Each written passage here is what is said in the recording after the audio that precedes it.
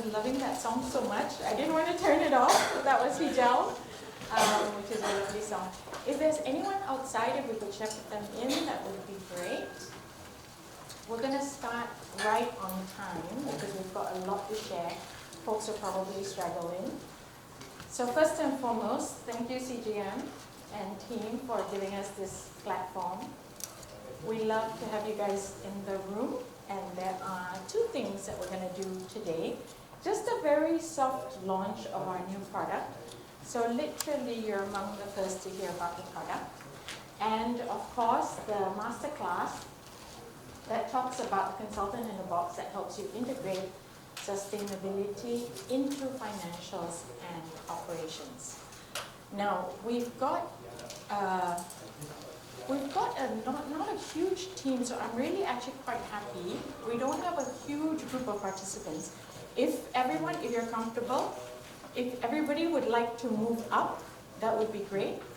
Because if you've been to my workshops before, you'll know that I do enjoy audience participation. So I'm not easily offended. Please do ask questions whenever you have a question, yeah? So why are we here today?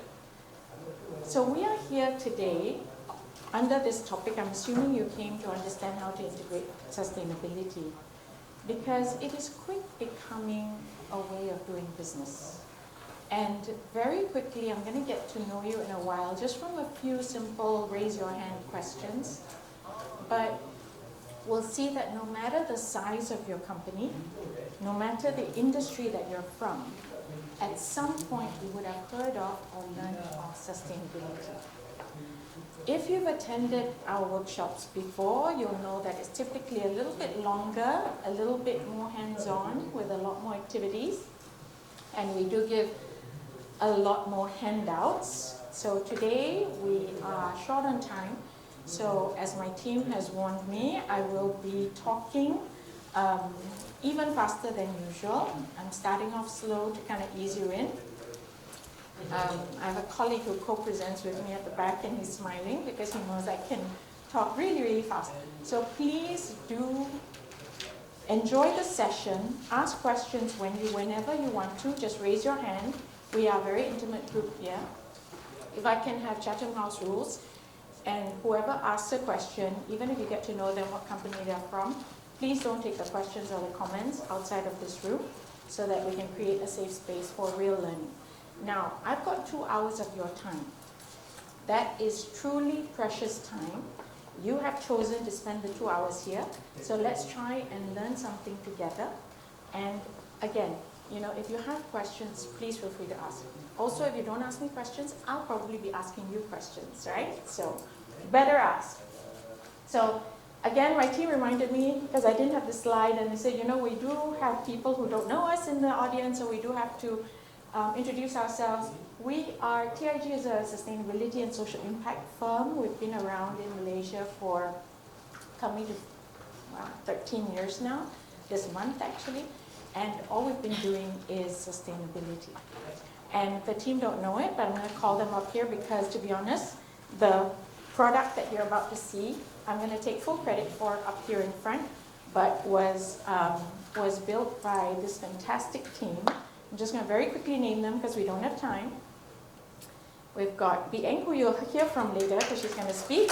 We've got Angelina, and we've got Sabita. So thank you so much. But I'm going to take full credit now. So onwards, we've been very lucky to work with a whole bunch of amazing companies. This is your speaker team today. We've got 4 folks for you. Myself, I'm an electrical engineer with IT experience with ERP consultants, etc. I worked for a number of years with a management consulting firm, BCG, and have integrated some of my experience into sustainability. And I've been doing nothing but sustainability with Thoughts India for, like I said, more than a decade now, and we've been very, very blessed with some of the experiences we've had. We've got B.Braun, also from Thoughts India, she's very humble in her CV, but she started up a factory in Malaysia for a multinational company and grew it to more than 50 million in revenue, and she has been a practicing finance professional for many years now.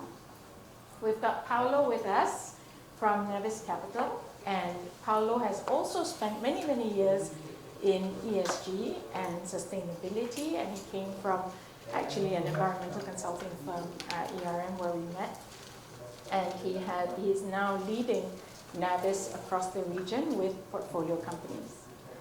And we've got Ms. Shan from B.Braun, and B.Braun is a huge global medical technology company who does manufacturing in Penang, largely in Penang, with offices around the region. And she's going to share with us what her experience is in being able to incorporate the many different countries into sustainability as well. So we're here to learn both from some knowledge, a bit of product that I'm going to convey to you, because it is the soft launch, and we're going to hear real life case studies and examples from people who have done it. Yeah? Now that you know us a little bit more, we need to get to know you a little bit more. So I'm sure you identify with one of these categories.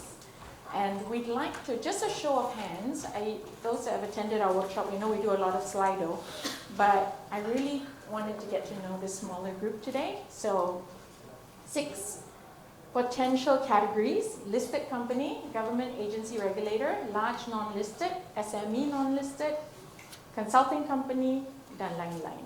So if I could have a show of hands, how many of you are from a listed company? Oh, excellent. About 40% of the room.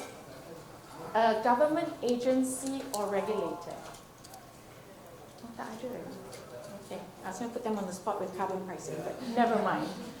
A large non-listed company. Yeah, excellent.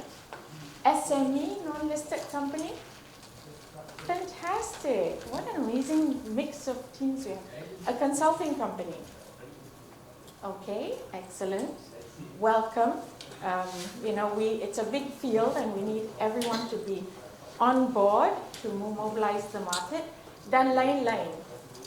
Okay, I'll need to know. I'm very curious. So this is a postgraduate student. I met her earlier. You're in the midst of redefining and discovering. We met earlier as well, your career. And, sorry? Financial institution, not listed. Okay, welcome. Thank you.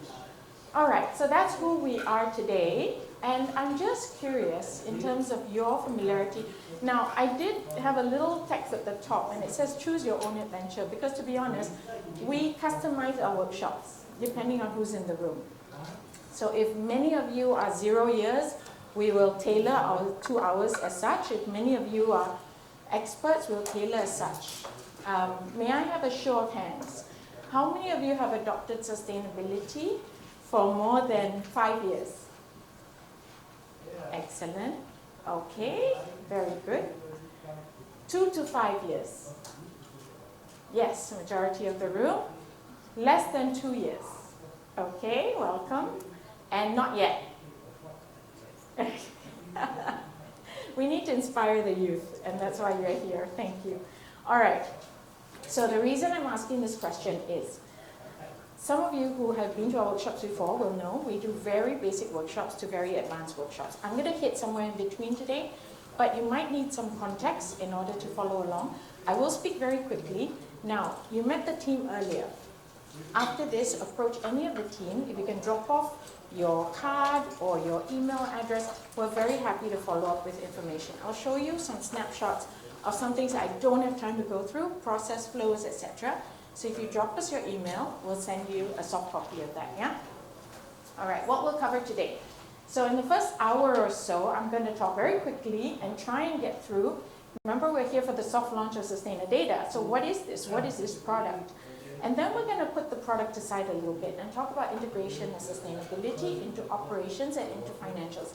I'm going to give you 3 business levers and 4 pay lines where you can very specifically integrate sustainability.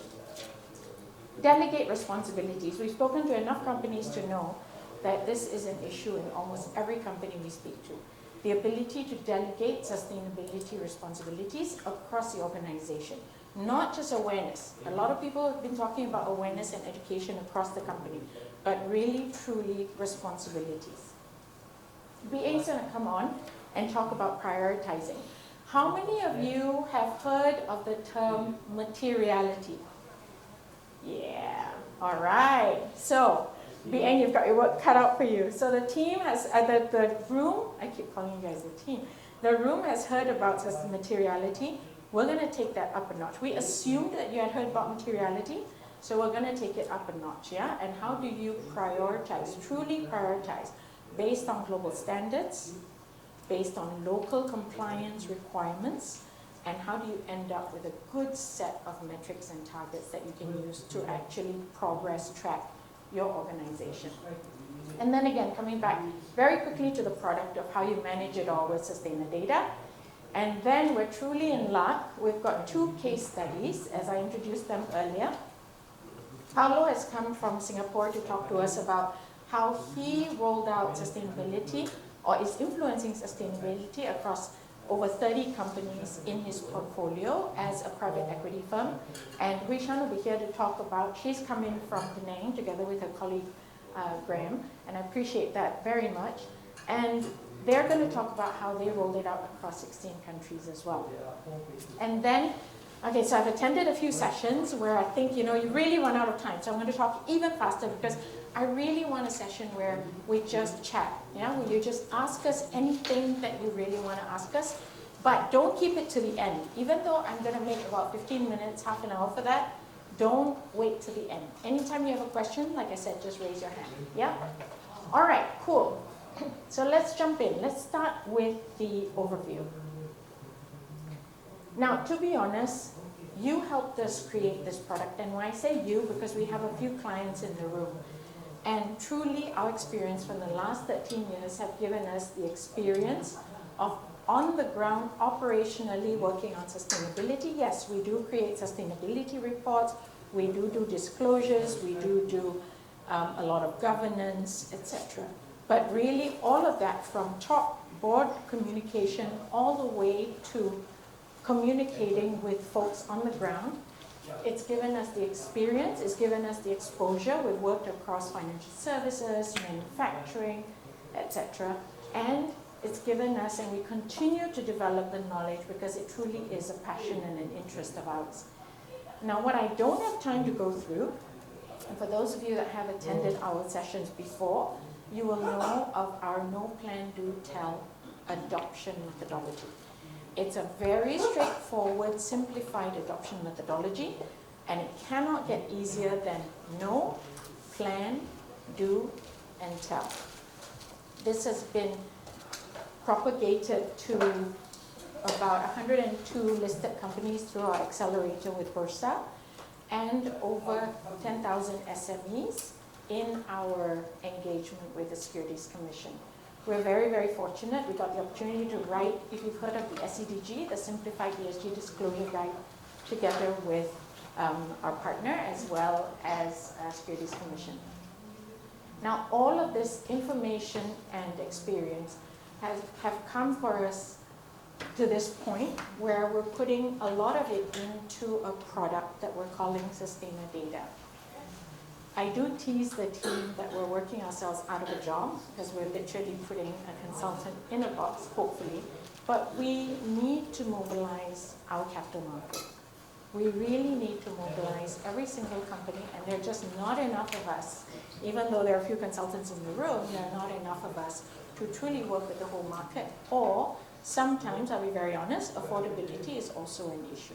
So therefore, we've tried to say, hey, let's try and see if we can make it a little bit more accessible. Now, I'm not promising that it will be, and like I said, this is the soft launch, and we are looking for a few pilot companies that we can work with to truly test this product. So it's not yet ready for prime time and scalability at the moment, but we did want to introduce it to you. What is it? It's a sustainability assessment and management tool for companies. And a lot of this is claimed by a lot of software firms. So it's AI-powered, Role-based, very important, I'll tell you what that means. Based on global standards, I'll show you what those are. Locally configured to our favorites, NSRF and the likes, as well as evidence-based. And this is a point that the team has been very, very key on, that every claim that we make, or every claim that your company makes, needs to be backed up with hardcore evidence. The product will bring a score, so one maturity score and one completeness score. What do we mean? And I'll show you a little bit later what we mean by maturity score. How mature is your company? And it's funny, I was just having a chat with a friend earlier, and you know, you have, because you are very in touch with your organization, you probably have a good feel for what your scoring is. If I gave you the 6 pillars, you probably roughly know where you're at. But is that a true health check? So if you ask me today, how's my blood pressure, my sugar, I'll tell you, you know, everything seems fine, I feel great.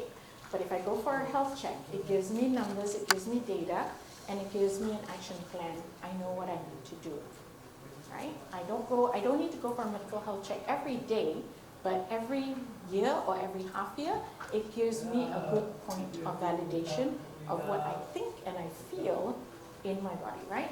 So in this product, we've got a maturity score, we've got a completeness score, which shows how complete you've actually implemented sustainability. I'll go a little bit more detail into that in a bit.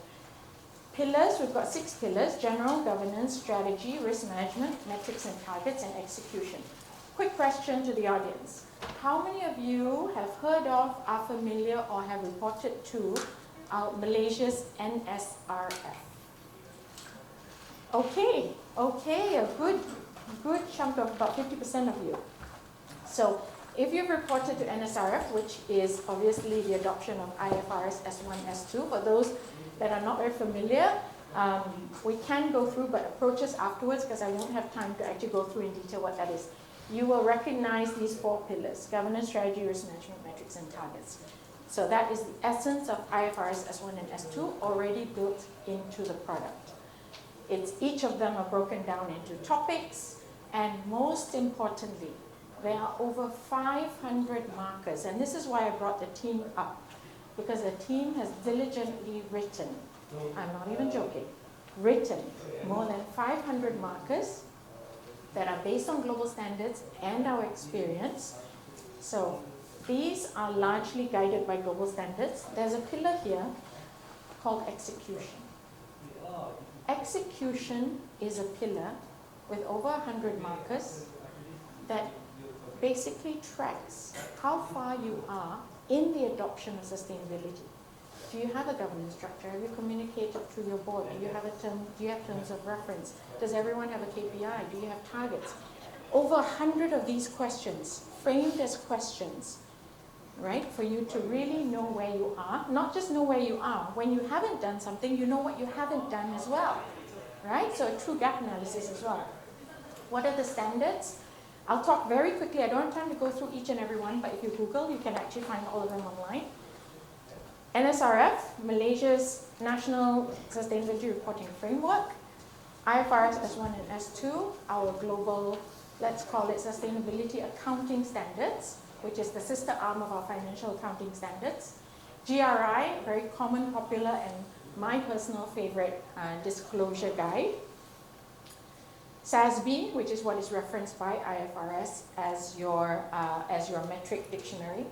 SCDG, I mentioned, Simplified ESG Disclosure Guide, which, by the way, as of last year, has been proliferated across ASEAN region. So 10 countries have adopted the same 38 disclosures for SMEs in supply chains.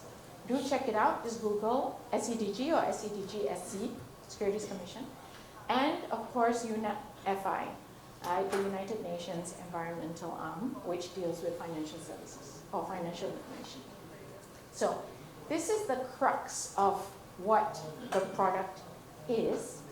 In the product, you will find that it's very needs-based and simplified tech. It's built from over a decade of experience, and only now can we actually produce this product because AI has made it possible. And there are many things oh my gosh, with all the SKP AIs at the moment, hacking into other systems. I know there's a lot of conversation around AI, but truly it has made a lot of things possible that wasn't before. It has very clear permissions and world-class security. It has board and management views, where your board and management can view your progress across all markers, simplified by pillar, by topic, by category. And at the same time, you have owner views. What do we mean by owner views? Owners are role-based accountabilities assigned to each marker. What does it mean? It means that if I am HR, I own maybe 34 markers. That's assigned to me. That's all I can see, and that's all I can edit. And it's very, very role-based. We also have, so it starts with, and I'll go through this in summary at the end. I'm just going to flip through so that we get a feel for what it is. So onboarding, you use existing documents. You're not creating new documents for this validation. You're basically showing up with the documents that you have. AI scores all your documents against all the markers, against the 500 plus markers that are bespoke, right? And it gives you a suggested score. You are able to manually override it. If you feel that certain things that AI did not get right, you are able to override certain markers. How do you score the markers? The markers are scored on a 0, 1, 2. And each of them, again, have detailed descriptions that were written by the team in terms of what do we mean by a 0, what do we mean by a 1, and what do we mean by a 2. They are guided by clear questions. So it's not, it does have IFRS terminology embedded within, but it is tried to be phrased as a simple question that is asked from you. Guided scoring, 0, 1, 2, and at every marker, you can imagine there are 500 plus of these pages. At every marker, you have a button that says that you're asking AI to suggest a score. Based on the documents that I've given you, what do you think my score is? And it's very evidence-based.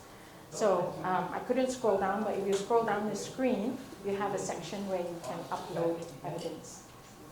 So what do you get at the end of the day? You get one maturity score. How mature is your organization? This is broken down by pillar and by topic and by category. One completeness score, meaning of all the markers, how many have you responded to? And you get granular progress. It actually breaks down into pillar scores, topic scores. You can actually check the score of each and every marker if you so wish, but I'm not sure it's going to be a manager in town that's going to want to check 500 markers, but they are able to if they want to. So that was the product at a very quick glance. All right, so we're going to leave that for a moment, because what we want to talk about, and what we still go back to the consultant in us, we still like to share a lot of concepts, processes, etc. So the reason we're here today is to talk about integration. So just to set context, we're not here to talk about why should I do sustainability. We're not here to talk about what is sustainability. And thankfully, I trusted that the audience would be, thankfully, I think more than half of you are beyond that at the moment. For those of you that want that explanation, we're also very happy afterwards to talk to you. We're here to talk about the how. We're truly here to talk about if I want to, in our other workshops we talk about, in the why, we talk about the pressure points, right? The 6 pressure points. So whether it's regulations, many people are coming to the table for regulatory purposes, whether it's local NSRF or it's global CSRD, they are coming to the table for regulatory purposes. Whether it's your customers are asking you, okay, how are you faring? They might even be sending you a lot of questionnaires at the moment. Your investor, financial institutions, who promise to give us a little bit better financing and a few basis points discount if we give up some data. Consumers, you and me, who are maybe choosing with our wallets. And finally, talent, right? So talent, hopefully, among the young, they're choosing where to work based on the purpose of the company. So beyond the why, now we're talking about the how. So when we talk about integration of sustainability into your company, we're talking about two key areas. One is integration into operations, and two is integration into financials. And we'll take each of these separately. For integrating into operations, we have 3 business lines, and for integrating into financials, we have 4 pay lines that you can use to integrate sustainability. Now, as you can tell, we're going down a very specific route of people who want to integrate sustainability into your organizations today. Let's take operations first. When we talk about leveraging 3 business levers, there are 3 key ways to start the conversation of integrating sustainability into your operations.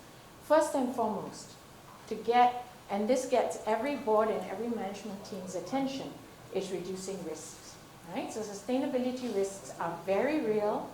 They're at your door at the moment, and they are typically around regulatory risk, physical risk, transition risk. We don't have time to go into the whole risk subject, but if you are so interested, we do have a process. Again, I can't go through it now, but do hit us up. If you drop us your email or a name card to any of the team members later on, we'll send you a soft copy of a risk management framework process. This has also, I don't know if you're paying attention last year, was it last year? This whole series has been published in the Edge as well, but we can send you a soft copy of it.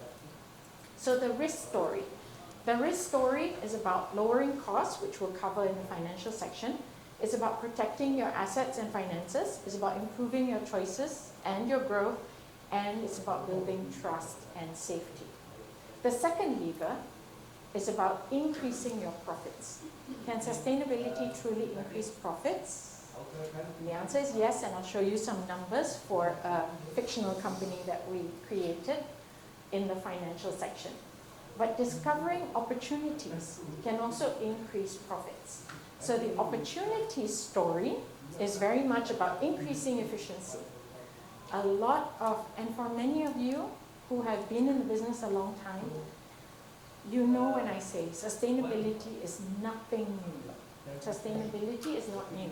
You have been increasing efficiency, increasing productivity, reducing waste for as long as we can remember. In manufacturing, in healthcare, in financial services, we've been focused on the same metrics, but it has a sustainability angle to it now as well, right? So how do you optimize productivity? How do you create win-win scenarios? As you're increasing profits, saving money, it's also good for the environment. And you found many, many of those situations. What are those? And how do you discover them? And of course, it builds morale in the company as well. The third lever is about unlocking growth. And I'd love to be able to talk more about this if we have the time. This is truly about finding opportunities where sustainability is a business differentiator. I met a friend in the crowd who mentioned a logistics company. So let's take logistics for example, right? I'll give you a very simple example that many of you might know better because you might be from the industry as well. So for example, 4 or 5 years ago, right, Volvo brought in their first electric trucks for a logistics company. And it's in the news, so I'll just mention, it's for Swift Logistics. And they began offering something called green logistics, right, where they're able to transport a box of Milo to the sundry shop at potentially a lower carbon footprint. Now, whether or not it came at a premium cost, whether or not Nestle was signing up for that trade-off is a different conversation. But how does this affect all the other logistics players? How does it affect them now? How does it affect them in 2 years, in 5 years, in 10 years? Is that where the market is going? EVs is another really good example, right? In terms of how it has truly shifted the market. What are the growth opportunities at the moment in your industry that you might or might not be seeing, where you might need to truly defend your business and the continuity of your business and the longevity of your business. So the growth story is truly discovering new business lines, increasing scalability, leading the industry. I'm so keen on really stressing on point number 3 about leading the industry, especially for those of you that show up for conferences and workshops like this. You have the interest, you might have the mandate, it might be a job responsibility, that's why you're here, but in some way you're connected to sustainability, and the ability to lead your industry will be a very key point. And of course it sparks innovation. So in essence, we could, if we had more time, I'd be asking for examples in the audience, but we don't have too much time this morning. But one thing I do want to ask you, in terms of reducing risk, in terms of increasing profits, in terms of unlocking growth, right? In your organizations today, do you see, or at what level do you see that integration, right? How many of you in your companies have taken sustainability risks into consideration in your business plan? Okay, excellent. Oh, there's more hands than I anticipated, so congratulations. How many of you have looked at sustainability as a lever to increase profits by increasing efficiency, productivity? Okay, very good. I'll raise your hand for you, Graham. It's the other way around. We do the efficiency and then we get money because of the efficiency. Thank you. Thank you for the very practical note. So what, by the way, this is Graham Rice, the head of sustainability for Asia Pac for B.Braun. I hope I'm getting your title right. And so he had a very good piece of input. And please, please do start this communication from the audience, which I love. So he says, we run the efficiency and then we get the sustainability benefits. Very true. Doesn't make the sustainability benefits any less, right? You're still reducing carbon. You're still ensuring that your workers are well taken care of. Doesn't reduce the sustainability. But how do you? Then the question becomes, how do you measure that? How do you measure it? How do you account for it? And Graham brings up a very important point. I get a lot of folks, especially a few years ago when we were actively writing sustainability reports. There are companies who want to shout about things they haven't done, right? And we've heard all about those people and they have a label, right? Greenwashing. But there are a lot of companies, especially in Malaysia, who have done a lot, but don't want to say a lot. And one of the reasons they give us is that we would have done it anyways. Okay? Doesn't change your sustainability impact, even if you would have done it anyways. Anyway, I'm conscious that we could carry on this conversation for many hours. Let's talk about financial integration. Now here, it's again, contact us if you'd like the case study behind this. There are 4 pay lines that we want to talk about that we call sustainability pay lines. First of all, environmental. How does environmental pay? It pays through 3 main ways. One, it pays through these cost lines: energy, materials, water, waste. Reduce the use of those resources, reducing your bills. Very immediate, very tangible, right? Clean engineering, circular economy. There are potential profit gains from that or cost efficiencies from that. And of course, other ways of discovering efficiencies, reducing leakage, finding better business processes, more efficient business processes, right? So remember, environmental typically, I'm not saying all the time, typically pays through the cost lines. For social, it typically pays through people and revenue. So reduce turnover, reduces cost. Increase safety, reduce lost time, right? Reduces cost. Increase productivity. Avoidance of remediation costs. I don't think I need to tell the Malaysian audience in the room the history that we have with remediation costs and some of the manufacturing companies who have paid. The latest I've heard from a large glove company is 180 million. I don't know where the number is at, but that's the latest that I've heard, don't quote me, that they have had to pay in remediation costs for social issues. Passing customer audit that keep your biggest contracts. What is the opportunity cost? Which contracts have you either directly or indirectly lost because of your inability to pay attention to social issues? Now, very recently, and I was tussling whether to quote this example because it's from it's from my least favorite person on earth. And recently, Trump announced a 10% tariff on countries, 80 countries around the world that he, on his moral high ground, has decided have not paid attention to forced labor issues. Now, Chatham House rules, yeah, don't quote me, but we all know that it's an excuse. It's an excuse to get through the tariffs that he couldn't get through the courts previously. And just today he had to pay back a bunch of companies, right? But on the back of that, there are very real threats in terms of forced labor, and there are very real violations.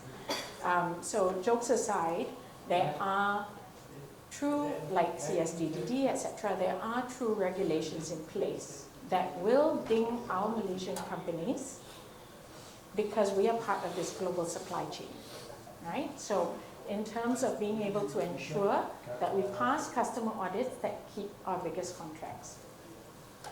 Governance pays through risk and capital, reducing direct regulatory line items, buy down of the probability of various risks, as well as cheaper debt and insurance. So many people stop at the ES&G. We like to add another pay line, which is strategy. And we've spoken a little bit before about examples, and I wish I could quote you more, but it pays through positive business outcomes. So new competitive differentiators. What in your industry at the moment is considered a competitive differentiator? New revenue streams, new business value propositions. And those of you who have been in the workshops, we've spoken about a lot of those examples as well. Now, I'm going to bring you through a worked example. This is fictional, as far as I can find. There's no company called Meranti Pack Berhad. Let's pretend that there's a company with this profile, right? So they are a flexible packaging manufacturer, supplying food and FMCG brands. They have 620 million in revenue, so we kind of picked a middle ground to try and appeal to most people. EBITDA, there are 3 plants across Malaysia with 1,450 employees, including 480 foreign workers, and it's listed as a mid-cap company on Bursa Malaysia. So, in other words, it is also exposed to NSRF, Sustainability Reporting Guidelines, potentially Group 2. Yeah? Why the status quo is risky? Because for Meranti Pack, 62% of their revenue come from multinationals holding audit and termination rights. Remember, there's a fake company, yeah? But 62% of their revenue is dependent on people who can come in and audit and terminate the contracts. There's a clause in the contract that you can terminate. They have a large energy bill. They have, okay, none of you, I don't think, have such a high turnover, but let's say they have a very high staff turnover. They have lost time of 2.1, and they don't have an anti-bribery system, even though they have 420 million in procurement costs, and of course they are liable for MECC Section 17A. Now, how does Meranti Pack get the financial integration or get the benefits from the sustainability pay lines that we talked about? So first, let's build the efficiency logic, right? So the efficiency build logic. 1, meter the baseline. You can't know what you're trying to reduce or save until you know what the number is, right? So first and foremost, get the baseline. Then find the leak. And, 20-30 rule, so 20-80 rule, so top 3 items are usually 80% of the price. Price the fix. Get real vendor quotes, right? Don't estimate, don't, and they're all out there, whether it's solar or energy efficient, building energy efficiency, they're all out there, and they have very good quotes that help you make a decision.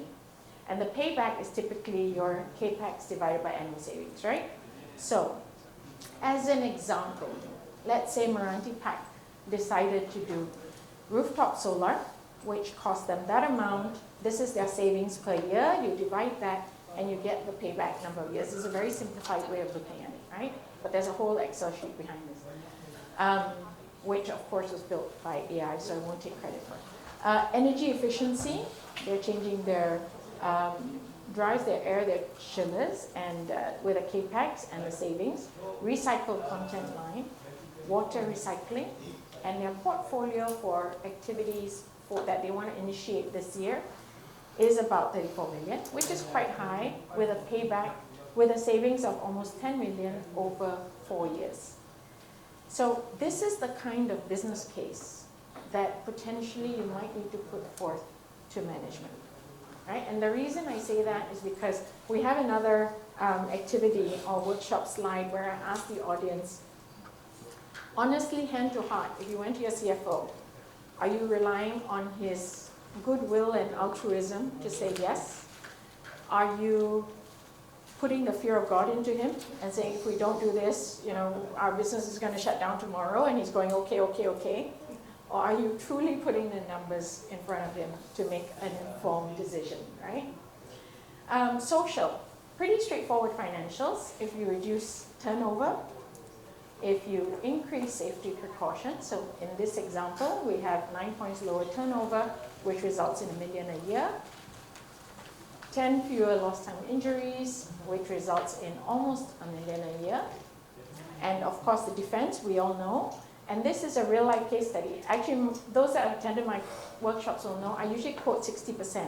But very recently, a news article has said that a Malaysian supplier lost its dominant customer roughly 80% of its revenue, right? So be very cautious. It is a business continuity issue. And of course, it has high revenue that sits with very informed customers. So a 2.3 million one-off fix, repaying worker recruitment fees and upgrading hostels is the insurance premium on that revenue. So one of the ways you can defend it to management is also as an insurance premium. Governance typically pays through risk and capital. So the governance punchline is that it self-funds on risk alone. So if you do a risk assessment and you have your criticality or probability of happening. So let's say the probability before and after and what the potential savings are. And you price all the risk, basically you have a positive. Now how does this tie back to sustain the data? Right? So markers track risk and opportunities, which is required by NSRF and IFRS S1, S2. I'll give you an example. So in our 500 plus, it was so hard to pick out examples. But these are some of the questions, for example, that we ask you in Sustainer Data. Right? We ask you things like, has the organization identified the governance body? Are the responsibilities clearly reflected in the TOR? Are there appropriate skills and competencies within the organization? How is the governance body informed, right? How often, etc. There's more regarding that. And is there evidence describing how sustainability, risk, and opportunities are considered when overseeing strategy? So then for each marker, remember you had a choice of not in place, partially in place, and fully in place. So you can almost see the logic of the build now. So for over 500 markers, marking it 0, 1, 2, either by AI or by yourself, you're now accumulating your maturity. And if it's a not in place, you can filter out all the not in place and see what is it that I need to work on. I need a TOR in place. I need to be able to inform my board, for example, etc., etc. All right, so that's about integration. I'm quickly going to go through delegation. When we talk about integration into organization, we can't run far with knowing that it needs to happen with every single person in the organization, right? And I have a question for the audience. And since you guys are not asking, I should probably pause and ask you guys. Anybody has any questions? Yes, please. Sorry, 1 second. I'd like everyone to hear. Thank you very much. Oh, I saw on your slide on the opportunities to improve morale. Okay, I like the tool. However, to improve the morale and the culture, to think and work together to achieve the objectives of the bank, you know, how do you do that? Is the how. Fantastic question, fantastic question. So the question is, how do we improve morale? How do we ensure that everyone's behind us and on the sustainability journey? You want the textbook answer or the very practical answer? Practical answer, okay. The very practical answer is that, don't quote me, you don't need everyone to believe. Not everyone needs to be all gung-ho. I need people like you. I need a few warriors. There are people in the organization. We're all driven by very different things when we work, each and every one of us. And anybody from HR here? Okay, nobody from HR here. So I'll talk like I know what I'm talking about. So every one of us, we're all driven by very different things, right? Some people compensation, some people, you know, the need to fulfill a KPI, and some people personal passion and our love for the environment or love for people and community around us. So we're all driven by very different things. If we think that sustainability is going to be the clarion call that everyone quickly supports because it's the right thing to do. You know, we look around us in the state of the world today, and we know that not everyone is driven by that, which, in my view, when we go into an organization, is absolutely fine. But it doesn't mean that they get to pop out. It means that we have to drive them in other ways.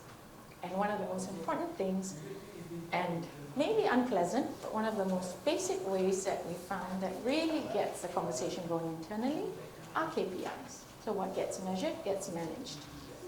The key thing is designing the KPIs in a way that they actually are a bit more meaningful than just numbers. But at the end of the day, they do need to relate it back to numbers. I'll take financial institutions, for example. You know, we work with financial institutions on how they communicate with their relationship managers, for example. We've actually done a nationwide tour for one of the banks to talk to their branch personnel. And the whole purpose was to try and increase sustainability awareness, right? At the end of the day, and I'll never forget the story. Sorry, I'm one of stories, but I had a branch manager who said, you know what I've done? He raised his hand. I said an example. He raised his hand. He said, what I did last year, he said, I put in a ramp so that the wheelchair can come up. And the reason I did that was not because of anybody telling me, but because one day, as the branch manager, there was a little bit of a kerfuffle outside my bank. I had to go out and see why. And the guy was trying so hard to get into the bank, but he couldn't. So I had to go down and serve him at his car. So therefore, I put in a ramp. So at the end of the day, it becomes very practical. And for him, of course, it's a gain to customer as well. So it's very practical. It goes down to how people are being measured, what the targets are set, and how they're compensated. And at the end of the day, if relationship managers are purely, or salespeople, or operations managers are purely compensated on how many units they produced last month, or how many accounts they signed up, that's what they're going to focus on. And you can't blame them, right? So, sorry, long answer to a short question. How do we increase morale? Try and relate in many different ways. And later on in Delegate, I'll talk a little bit about relating. How do we relate to each and every department? Right? So thank you for that. It's like a segue into my next section. Now, I have a question for you. So in achieving our integration goals that we speak of, I have a question. So this is a huge debate in the market at the moment, right? Should we have a centralized point person, head of sustainability? Or should we have shared responsibility in an organization? Everyone owns sustainability. Okay? So show of hands, again, try and pick a side. I know it's hard. Try and pick a side. Okay, those of you who think that centralized point person is the way to go.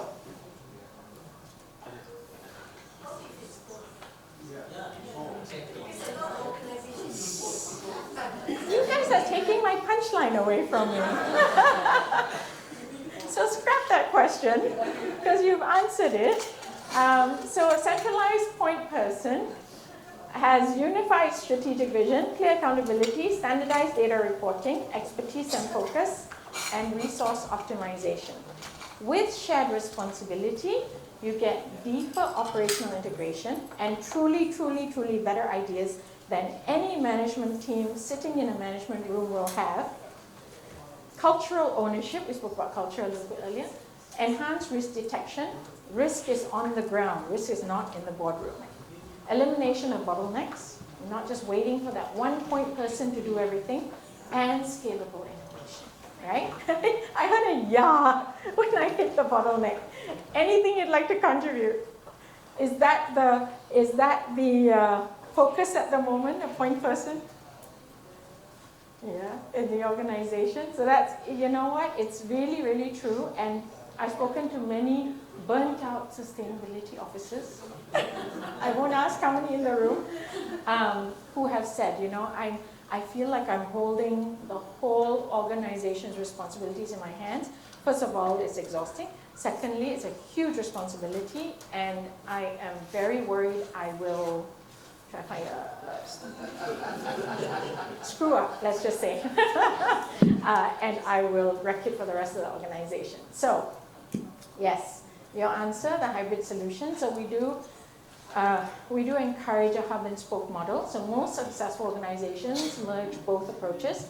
Chief Sustainability Officer, which is the hub, sets a strategy. This is very important. Makes the clarion call. I think not enough people realize how much that person can actually inspire.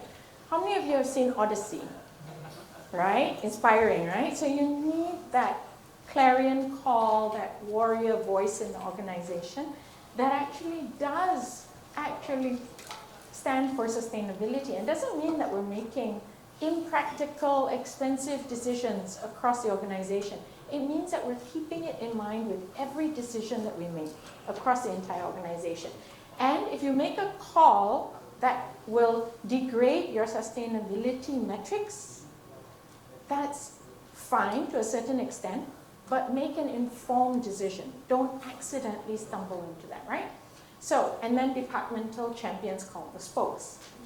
Okay, I will hurry it up. Sustainability needs ownership across the whole organization. How do we resonate across all departments, which was the question earlier?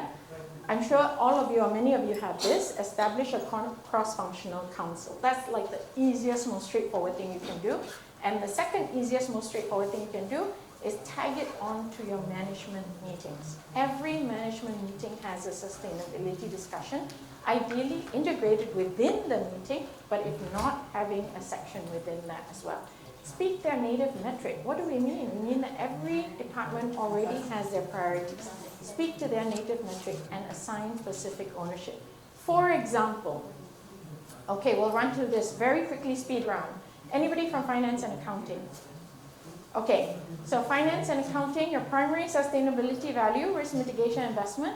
For example, these are just examples, yeah? Strategic action, you can allocate green capital and you can track ESG accounts. Procurement and supply chain, anyone? Okay. Supplier management and scope 3 reduction, you vet suppliers for ethical and carbon neutral practices. HR, none, which established earlier. Culture and social governance drives employee engagement and ties ESG to incentives. Operations and facilities?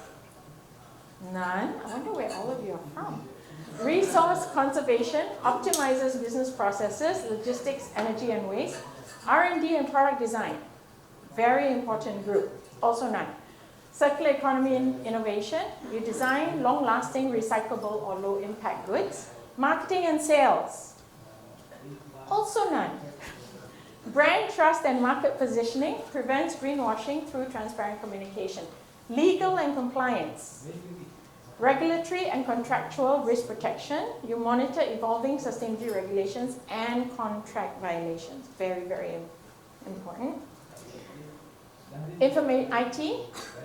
Data infrastructure, where you ensure data security, you manage data center efficiency, and you monitor e-waste. So these are just some examples of how you can actually relate to the many different departments. Everybody has a role to play, right? So in Sustainadata, you can assign the markers either by function. So we've already pre-programmed the 500 markers to say, HR, you own this 35. IT, you own this 12.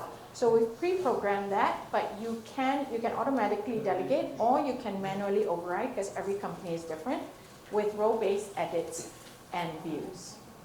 Now, one of the most important topics that we can talk about, I asked you about materiality earlier. Materiality allows you to prioritize, right? Materiality is the foundation to every sustainability journey. And for this very important conversation, I am so excited because in TIG, B.Braun has created this remarkable mapping that I'd like to invite you to talk about right now.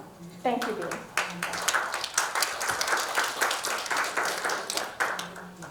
Thanks, Margie. And I have to confess, my team here knows, and some of the friends in the room know, I am not one who enjoys standing in front. I don't mind working behind the screen for hours. So let me try.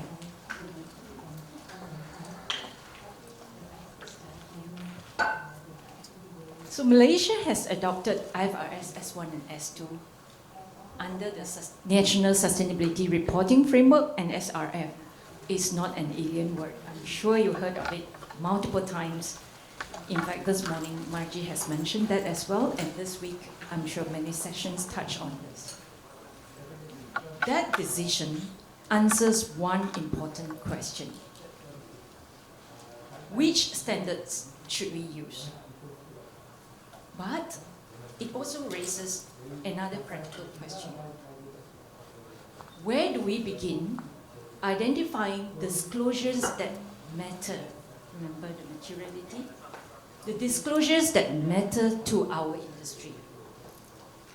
So today we would like to share a practical pathway that we have developed to help answer that question. IFRS S1 also gave us a few important signposts. It requires organizations to consider the applicability of SASB industry-based disclosure topics. Some of you are familiar with that. It also permits organizations to consider other sources of guidance, including GRI and ESRS, where they help to achieve the objectives of IFRS S1. I believe, based on the hindsight this morning, I believe many of you are already using GRI in your sustainability reporting. And some of you are also preparing for ESRS under your global reporting obligations. So these are not unfamiliar standards. While IFRS S1 tells us where to look, it does not tell us how to translate these signposts into a practical approach for identifying material disclosures by industry. That became the starting point of our work. How do we identify industry-relevant disclosures? We began with SASB materiality map, simply because IFRS S1 guides us or directs us to consider SASB disclosure topics. Instead of mapping every industry independently, we leverage on the 26 general issue categories, or GICs in short, which SASB had already organized. These GICs provide a common language across industries. And that enables us to develop one consistent mapping methodology instead of 77 different for the 77 industries. So I'd like to just mention the sustainability, the SASB maturity map, in case you're wondering what is it, but I know some of you may be very familiar with it.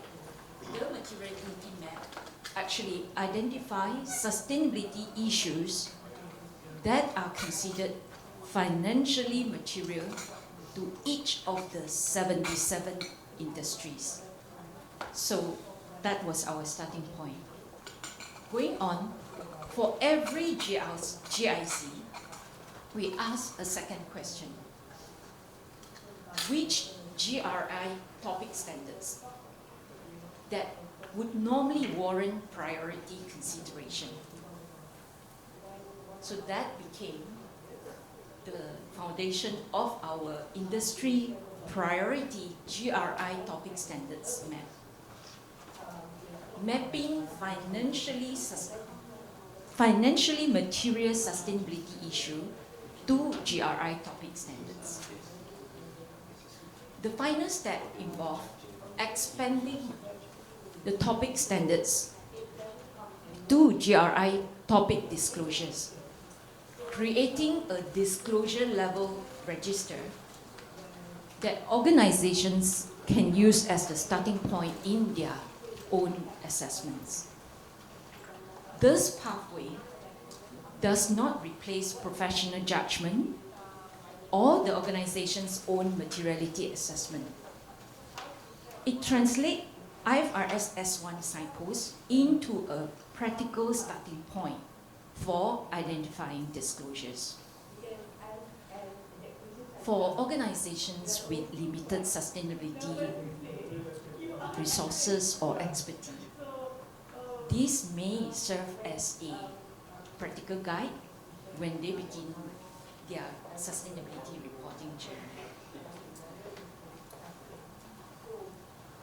The practical outcome of this pathway is what we call, it doesn't show up because, let me explain to you why. So this is what we call the industry priority GRI topic standards and disclosures map. Today, I will use the topic level to explain how the methodology works. Simply because the map spans across 33 GRI topic standards, including the transitional ones, and 102 topic disclosures.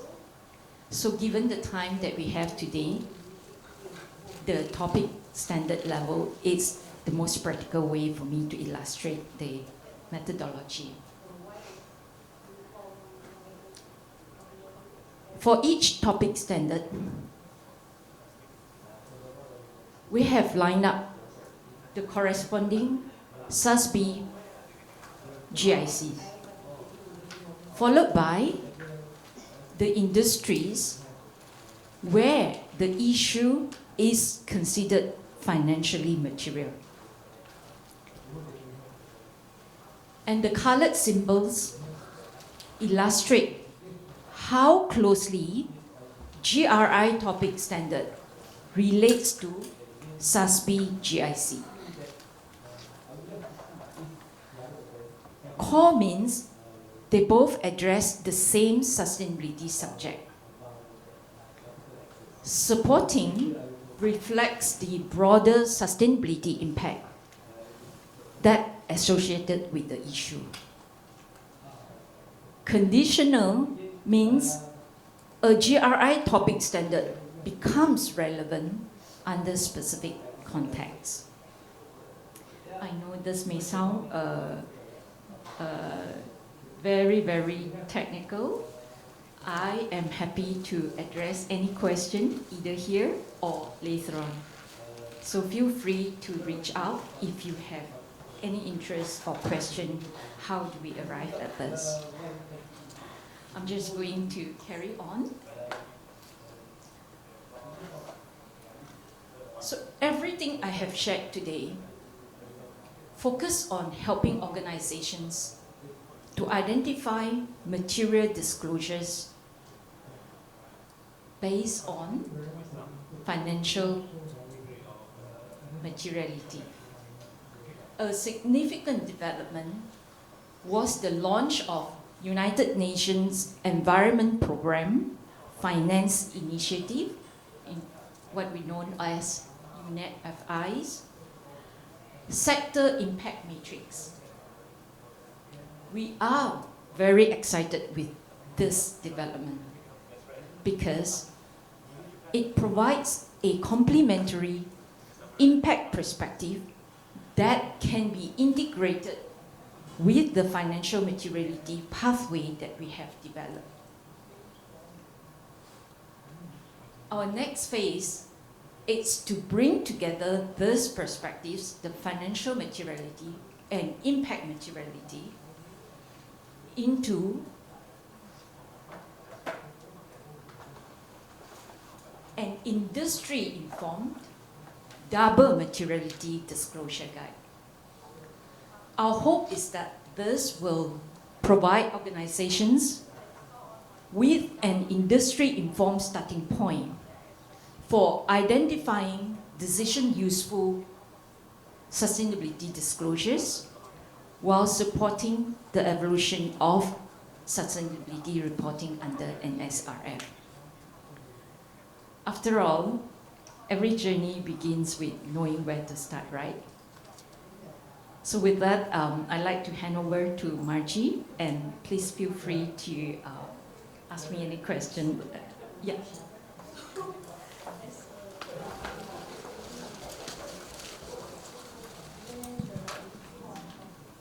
Yeah, hi.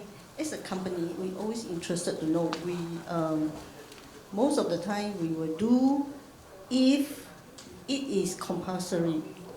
So I am a bit confused because currently my company had done the materiality matters. So how about this one? Is it a compulsory thing for financial test? I'm a bit confused. Yeah, thanks. Materiality assessment, thank you for that question. It's a great question. Materiality assessment is, if you would ask to put it simplified manner, IFRS actually does have a huge section talking about materiality assessment.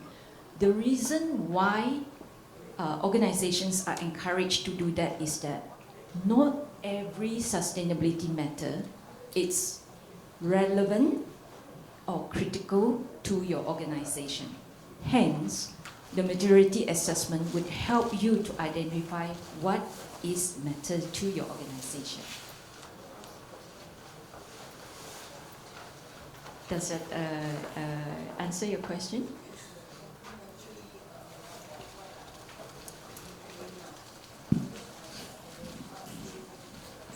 Sorry, I had identified few material matters. So far my company have not embarked to this. This is the first time. Sorry, this is the first time I'm hearing about. Yeah, so sorry to say that. No. For the financial one, actually, this is first time I'm hearing that. So I don't know how do my company going to start with it, because we had done it and we decided to do it twice a year, reviewing it. So if for my next materiality assessment, shall I include it as part of my journey? Thank you. I'll address that. Thank you. Thanks again for sharing what your practical experience, right? I'm sure the materiality assessment you have done would have considered some extent of financial materiality and some extent of impact materiality. What we are trying to do here, the pathway that we have done, it's helping you because we map the entire SASB materiality map to GRI standards. So we cover all the topic standards and the disclosure, trying to find the relevance, helping you to simplify the process. So the disclosures that we have identified by industry hopefully can be a good reference for you if you are operating in that industry. Those will be the material matters financially as well as from impact perspective that you should consider if you have not. I hope that answers your question. All right. I'll hand over to Margie, and it's not limited to this time. If you have other questions, feel free to reach out. Thank you. Thank you, B.A. And I disagree. I think she did a great job. Yeah, another round of applause, please. Thank you. And very quickly, to answer the question as well, okay, so we've had a few questions about this. The first one is this going to be open source? Is it going to be made available to everyone?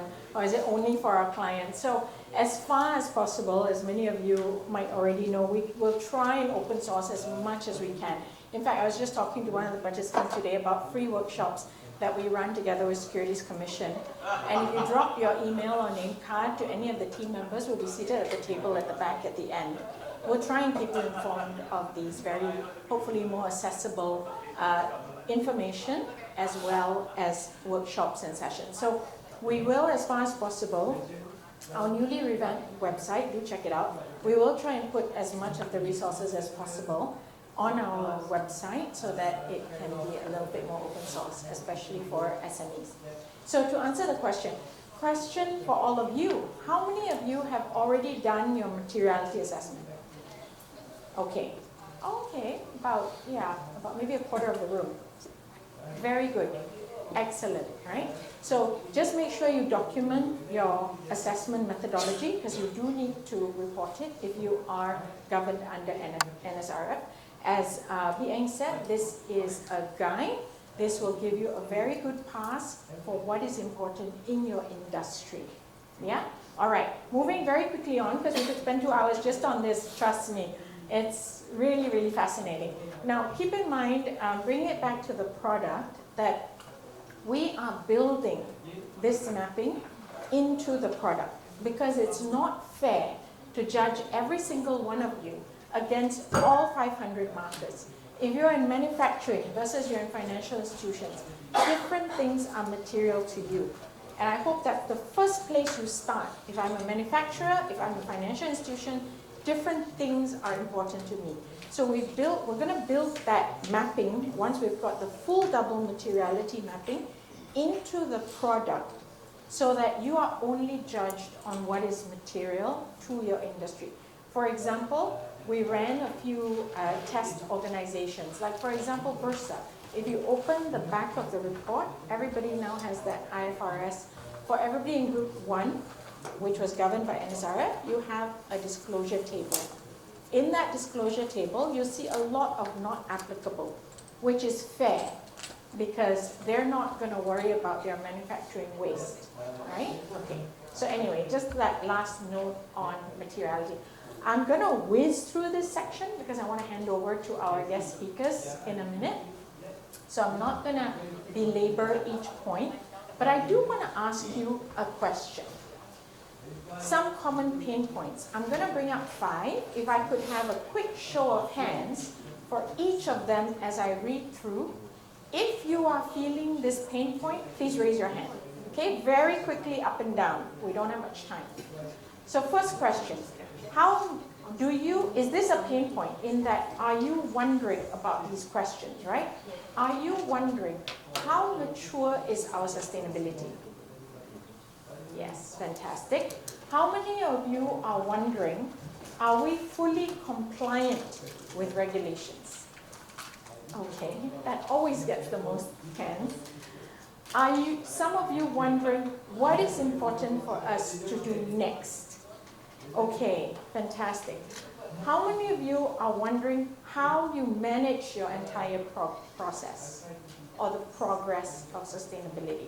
Okay, and how many of you are wondering where are our suppliers or portfolio companies with sustainability? That's a very important question, and you'll hear from our guest speakers later on as well.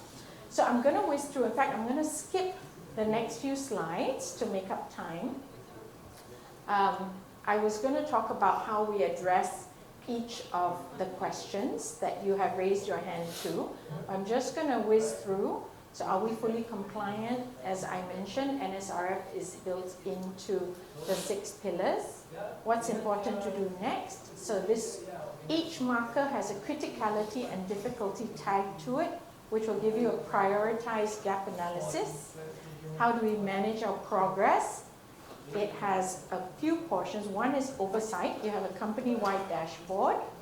You also have, as I mentioned, is role-based. You have individually assigned markers. You also have a tool that is standardized, repeatable, and scalable. So you can imagine if each of your suppliers or your portfolio companies have a maturity score, that enables you to very quantitatively and easily manage that group of companies. How would you engage with the product? At the moment, in Sustainadata, there are 2 modules, as I've alluded to. One is the assessment module. Right? So in the assessment module, there are 6 quick steps. First, and this is about the only thing you need to do, is to upload your existing files. As I mentioned, it's nothing new to be created. The app will map all your evidence against the markers. It'll score the markers. It'll roll up the results, analyze the gaps, and give you recommended actions. Now, we don't have time to delve into each one. And the second portion is the management. So the assessment, you can almost liken it to a health check, as I mentioned. Once a year, I go, I know what my blood pressure level is, my blood sugar, etc. I get a health check, I know where I'm at. Now, how do I ensure, like all of us have our little watches, I'm monitoring whether it's my BP, maybe some of us take our blood pressure, do the prick and do our blood sugar, etc. That's what we do on a daily or weekly basis to manage. So the assessment does the health check. This is the management side of the game, where you now identify roles. Who's responsible for each marker? You assign the markers. HR, finance, IT, all the departments that we went through earlier, who is responsible for each marker? And then your management, your board, yourselves, you can track the progress of each of these markers. Before, potentially, if you need another health check in a year, you go back to the assessment and run the assessment again. As a bonus, because we can't take the consultants out of ourselves, you will also receive a board-ready statistics presentation that will basically put all your results into a board-ready presentation. Okay, on that note, let me pause. We will, as I promised, have a section for questions at the end, but are there any questions at the moment? Any burning questions? Okay, if not, I have the greatest pleasure. We're going to go into 2 case studies today. The first case study is an investment firm. And an investment firm, I just want to reiterate that you have any investment firms in the audience? Private equity, institutional investors? Okay. Investment firms have this immense potential to bring impact from the tentacles of your portfolio companies, right? So in this presentation, you will see clarity, engagement, and diligence with partners of the organization. And on that note, it is my greatest pleasure to invite Paolo Gonzales from Navis Capital. Thank you so much.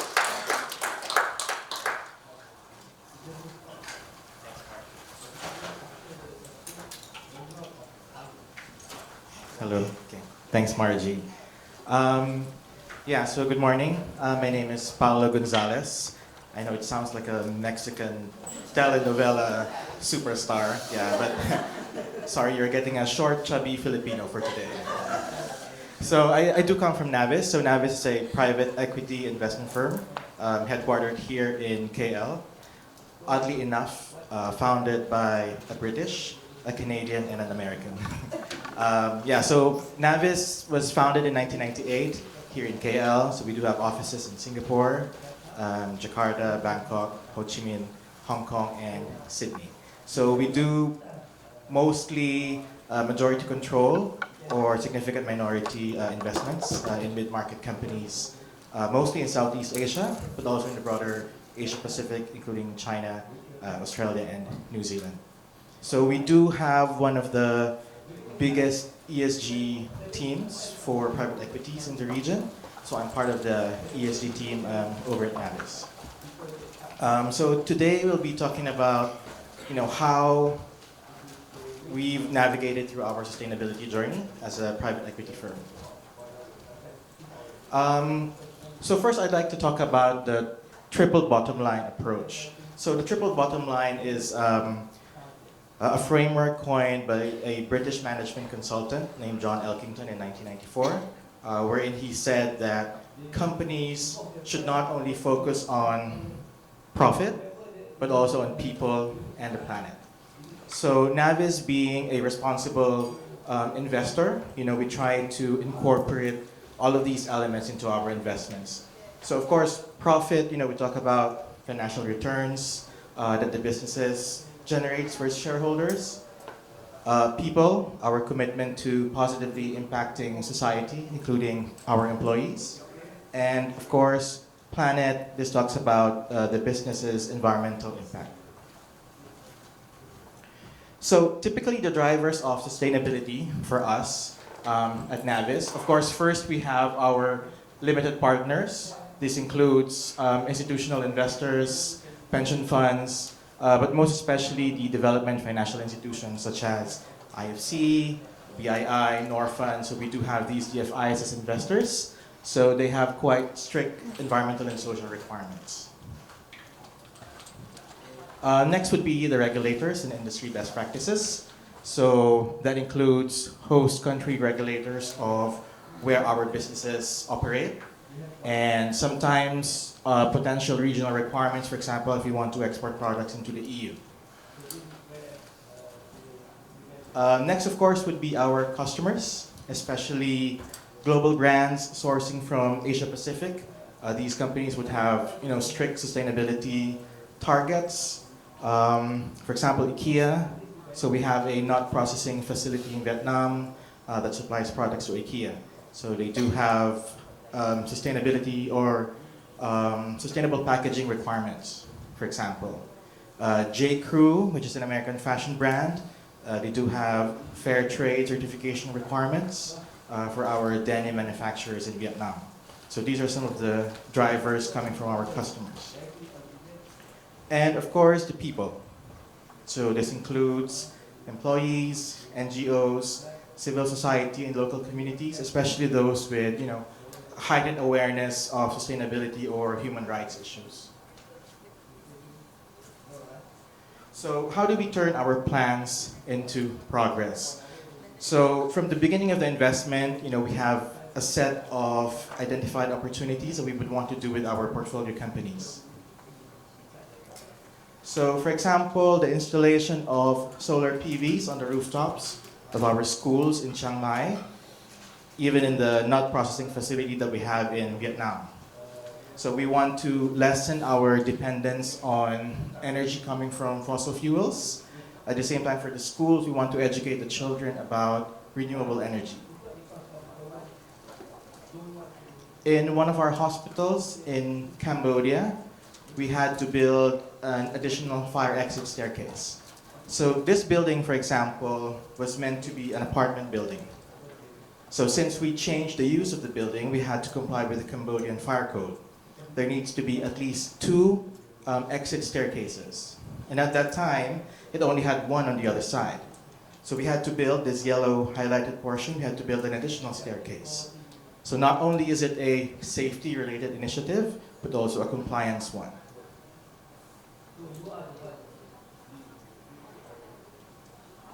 And then we have to develop responsible supply chain policies and procedures for our processing facilities. So we have a durian processing facility here in Puncak Alam, and the one I mentioned in Vietnam, our cashew nut processing facility. So we have to make sure that we try to eliminate any potential issues in our supply chain. That includes potential, like Margie mentioned, forced labor, child labor, for example. So it's not only our portfolio companies, but trying to do good across the supply chain. So these are some of the things that we've identified and we did for our portfolio companies. So how did we do it? It's not easy since we have different investments across different industries, different maturity levels. So there's no clear-cut approach, but we found that the following steps would be quite helpful. So first would be to start early. So even prior to the investment, when we do our due diligence, we try to identify opportunities wherein we can highlight sustainability. And when we talk about sustainability, we have environmental and social sustainability. So we try to identify those opportunities early on. We start by having an ESG induction with the management of the companies. So having that initial approach sets the tone that Navis is quite serious in terms of our ESG requirements, and that the companies, early on they would tend to understand why we're trying to do these initiatives. It's also important to talk about probably the potential cost early on, so that during the budget planning, it's something that they can already consider. Next would be to engage the appropriate stakeholders. So we mentioned talking to the investment teams, the management of the companies, but probably you might need to identify the right internal teams in those companies. Is it HR? Is it the facilities team? So most often we just focus on talking to the management without realizing that there are other people within the company who can actually help you with those initiatives. So it's very important that you talk to the right and appropriate stakeholders. Next would be to use your network to get the best deals. So be it joining industry associations, for example, wherein you get to interact with other peers. You can do some benchmarkings and understand which suppliers are they using, for example. At Navis, we have about 30 portfolio companies, and we have about 5 hospitals, for example. So these hospitals coming from different countries, they could talk to each other, share best practices, share suppliers. They could use their network to get the best deals.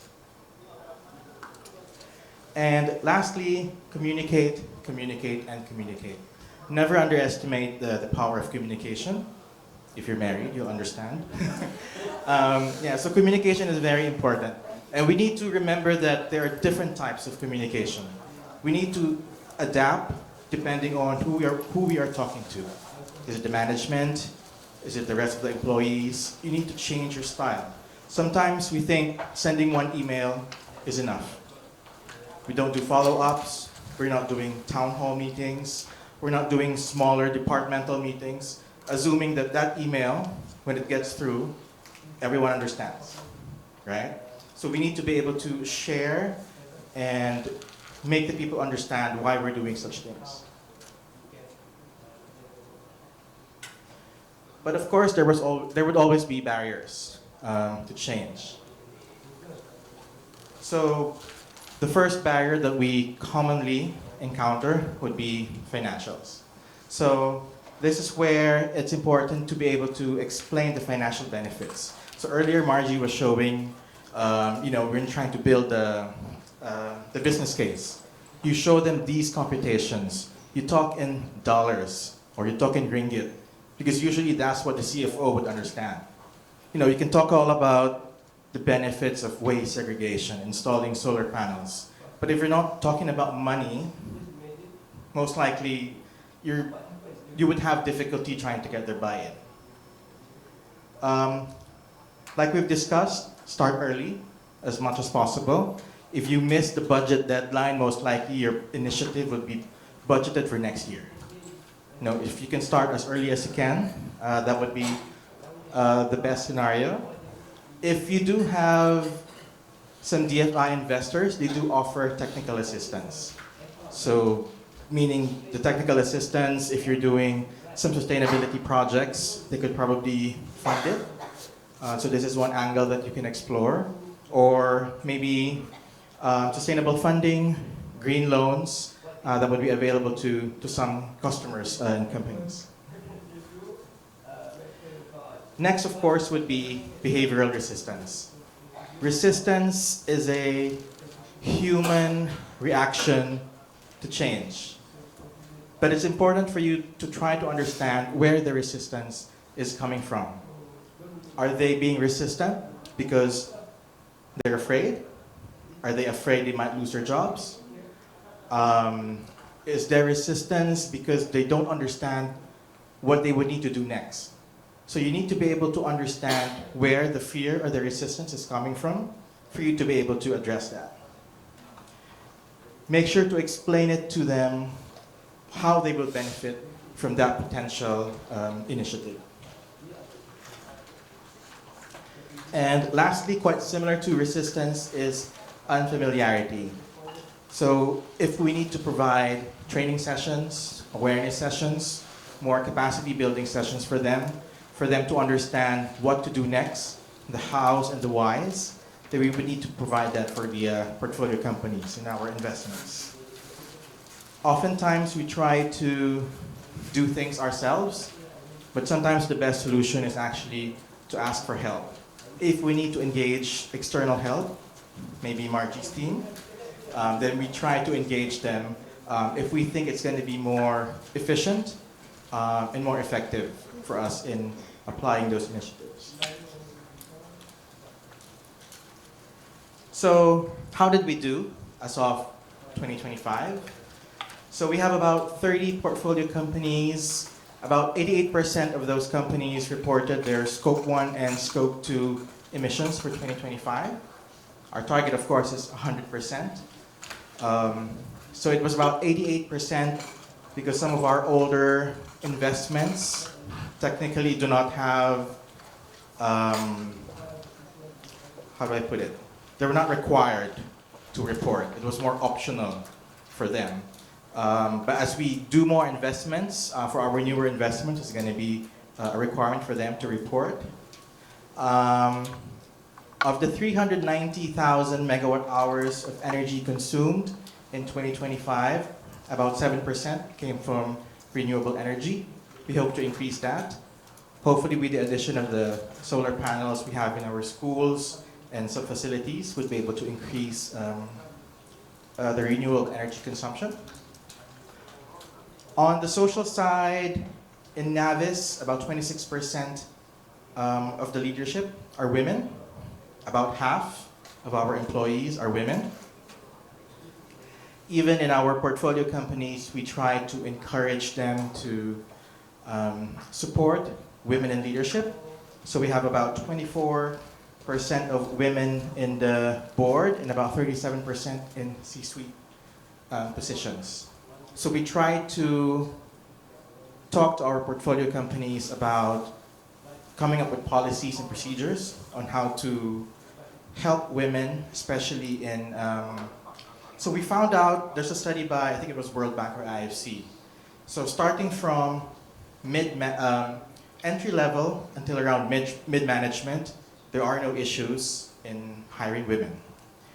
When we enter mid-management upwards, they start having families, more duties, I guess, with the family, either with aging parents or with children. And this is where they start to see a decline of having women in leadership roles. So we talk to our portfolio companies on having programs and policies on how to support women in leadership roles. So it's either coming back after a maternity leave, what will be the support and steps that they can provide to the women. For portfolio company employee engagement surveys, for 2025, only about half did those surveys with about a 77% response rate. So this one we would like to improve as much as possible. If we can have more companies doing these surveys, understanding what the people need, then hopefully we get a higher response rate as well and understand what the employees actually want in the organization. And finally, for governance, We continue to have board oversight and governance structures. We have policies aligned with international standards. So we have implemented the portfolio governance pack, but right now we have less than half who have actually completed all 5 required policies. So this is something that we want to improve, making sure that all the companies have their anti-bribery and corruption policies, whistleblowing policies, anti-money laundering, etc. So I know it's easier said than done, but this is our journey. This is what we've done, and this is how we interact with the portfolio companies. It's not always easy. There would always be challenges, but I guess this is what we are here for, to be able to work with these companies and try to make a good change. Thank you.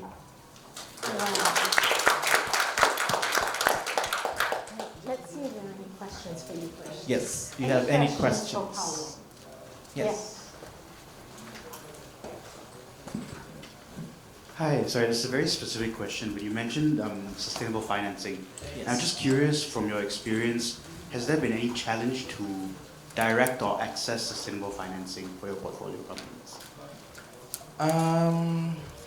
Can't recall any specific ones.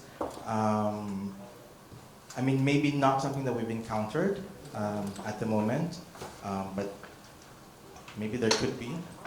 Yeah, but at least for those I've worked with, I don't think we've had any major challenges or issues. Any other questions? For Paolo. This is your opportunity to ask from someone who's actually done it. Okay. If not, we'll also bring Paolo up at the end, if that's okay, for any questions at the end. Thank you, Paolo. That was a really insightful sharing. A round of applause for Paolo. And I think one thing that Paolo, in his humility, did not mention is that Navis typically takes the controlling stake in their investments. So that was a very humble approach from somebody who has all the influence and authority to actually demand compliance from their investee companies. And I think it's a very collaborative approach. So everything he says about stakeholder engagement is from real experience of him talking to these portfolio companies and receiving all those challenges and barriers. Sorry, the clicker. Okay, just advance it one more. All right. So the next case study, we're very fortunate to have with us one of our large manufacturing facilities in Bayan Lepas Penang. I'm very, very happy to say that B.Braun is here, and as we know, are there any manufacturers in the room? Okay, it's a very unique group of people. So I need to get to know each and every one of you. Manufacturers have long been the large producers of goods and employers of the community. So you can imagine the amount of impact that they can have. Now, B.Braun has adopted a very unique and innovative approach in engaging all 16 sites. And with us today is Ms. Shan, who's come all the way from Penang to speak to us. So thank you very much. Can I have a round of applause for Ms. Shan? Thank you. So good morning, everyone. I hope you are still awake. Okay, good. So firstly, thank you very much to Margie for inviting us, and I hope I don't ruin your party. Okay, so just now there was a question about employee. How do we actually wake everybody up to be on board?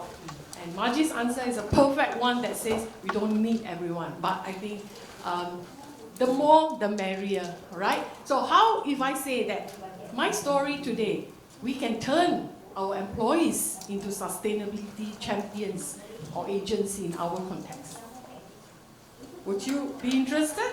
And second point, 2 years ago, the representative of sustainability in our company, we sat together wondering the same point as what you pointed out. We want to have more people to do the work. Cannot be only the 16 or whatever, however many in the room. So how do we go about doing it? So we need an employee engagement program. But no one has an answer. but we have a vision. We want to achieve A, B, C, D, E, F, G on the whiteboard in 2 years' time. So today, I'm very happy to share with you, if you may allow another 10 minutes, to go through what we have done and to see what we have envisioned 2 years ago and what we have achieved. Okay, these are the real things that are the pictures taken, and we obviously have on board also TIG together in the process, and we're very happy to say that we are continuing on that journey. So, to put in context, B.Braun, I'm not too sure how many of you actually know. So we are a medical technology company, and we have a manufacturing site in Bayan Lepas, Penang, and we produce IVC catheters, pharmaceutical solutions, and some surgical instruments. Okay, so it's a manufacturing site of about 7,000 over employees. And we are also a regional headquarter in the region of Asia Pacific of over 10 production facilities and 16 business offices. So in total in the region, there's about 64,000 employees. Of course, if we are the Chief Sustainability Officer, I have my boss here today, if we can turn not even half, just 20% of that 64,000, I think we can, we can rest. However, we are not chasing after numbers, but we are chasing after the quality of these people who are willing to be engaged. As what Margie says, whoever wants to come on board, please join us. But if you are not yet there, it's okay. Please watch us, and we'd like to bring you along. All right? So this is the context, and therefore, we sat in a room having a workshop, and the first thing we decided is to go for the easy thing first. What is the title of the program that we want? After a lot of brainstorming, we decided that to come up with this Asia Pacific Sustainability Agents Program. Fancy, huh? Actually, ASAP sounds like ASAP. Quick, we want something. And, maybe Graham doesn't know. So this is also for Bahasa Malaysia, it's not really the smoke, but there's no smoke without fire, right? So we need to start. And today, I would like to share with you a little bit of the journey. And unfortunately, we have a video, but we can't share it here today. But let me just walk you through.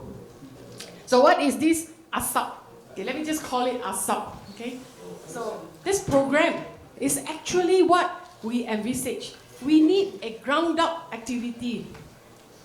All the three last few days, a lot of activities are very top-down.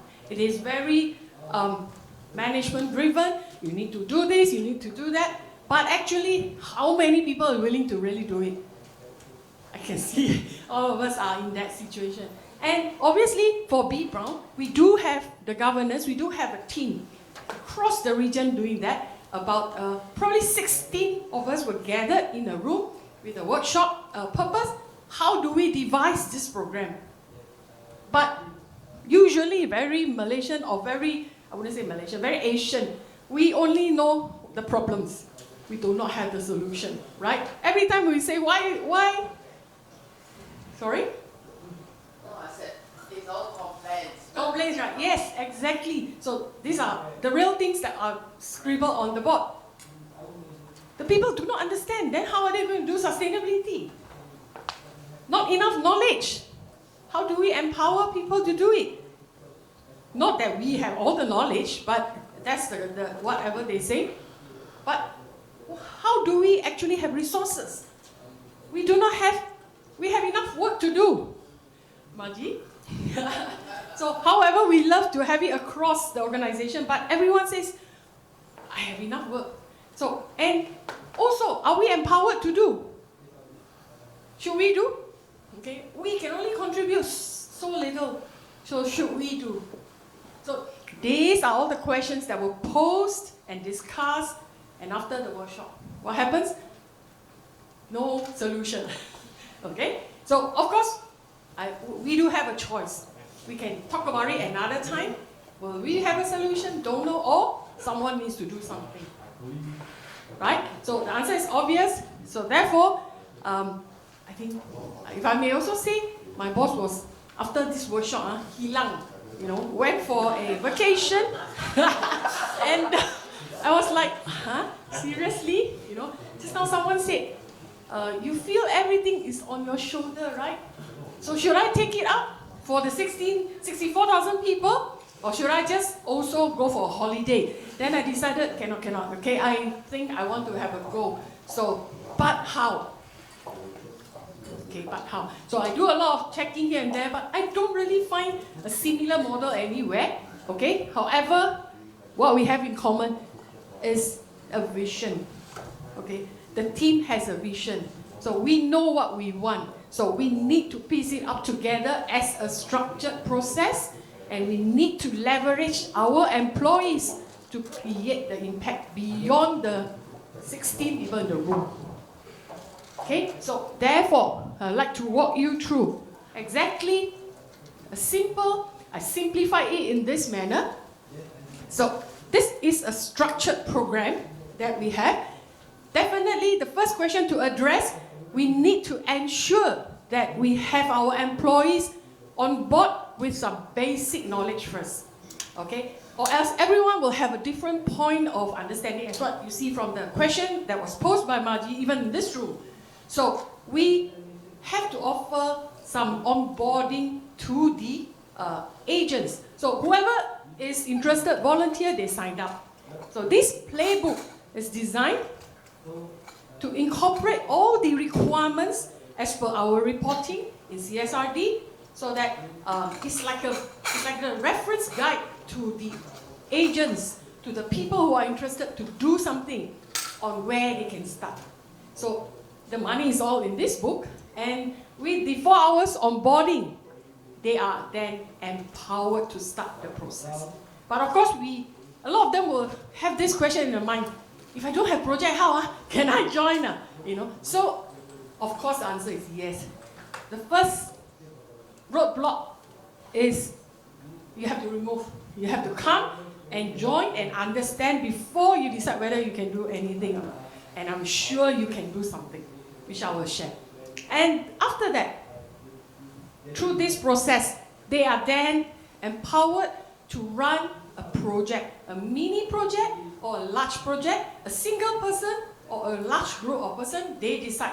However, the only prerequisite, they need to come for the onboarding sessions, which is just 4 hours, okay? So then, eventually, we had the first sharing session, which we call the ASET Hub session of completed projects. So we not only just ask them to do and then let them go, right? So we ask them back, please come and share.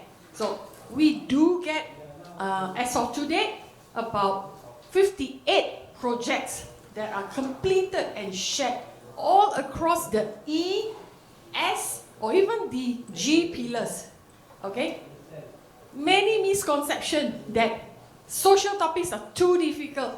We are a small office. We cannot do like the factory. This is all not true. Eventually, we have many projects that are shared across the region. So as of today, we have 7 sessions hosted across the region with about 100 people participating every time. So there's lots of interest in the region. When I say the region, it's like in China, India, Vietnam, everywhere, 16 countries. So we do hear lots of good stories. And the methodology of sustainability is that we do not only do the work, like what Margie said, Malaysians like to do but keep quiet. No, we need to talk about it, we need to share. And we have to encourage. It was not easy. Definitely we have to push some people to share, but once they have the courage to do that, once they share it, everybody else actually get inspired. And they obviously take some of those ideas and do it in their respective workplace as well. So now we have a total of 135 projects registered and in the pipeline to be shared. Okay, so as I look back, at a certain point of time, I was wondering, whether I will get any response from this program. It was really a very huge risk. I have sleepless nights because we do engage TIG into this program, but what if no one registers? However, I'm very pleased to say that we are getting traction. As of now, we have 288 agents on board, and they are actively doing work.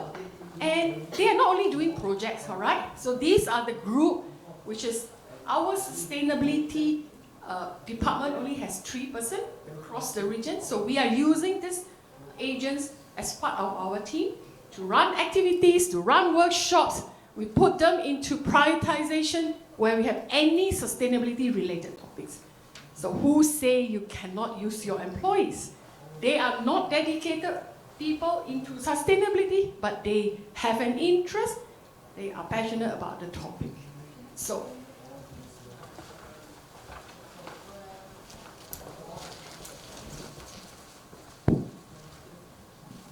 Good morning. Can you know that all this program or workshop or the award, is there any fee required? Fee, yeah. Money, you mean? Yeah. No. Oh, This is, the fee is FOC, I've done this. They only need to come and do it. If, because I have Oh, you mean the business project? partner, Okay. he has a very good project. Okay. We have talked about that. And he always sit up for the project, to run a project, and he wanted some recognition. So if he were to embark to the Sustainability Award, how much he need to pay in order to participate? Or No.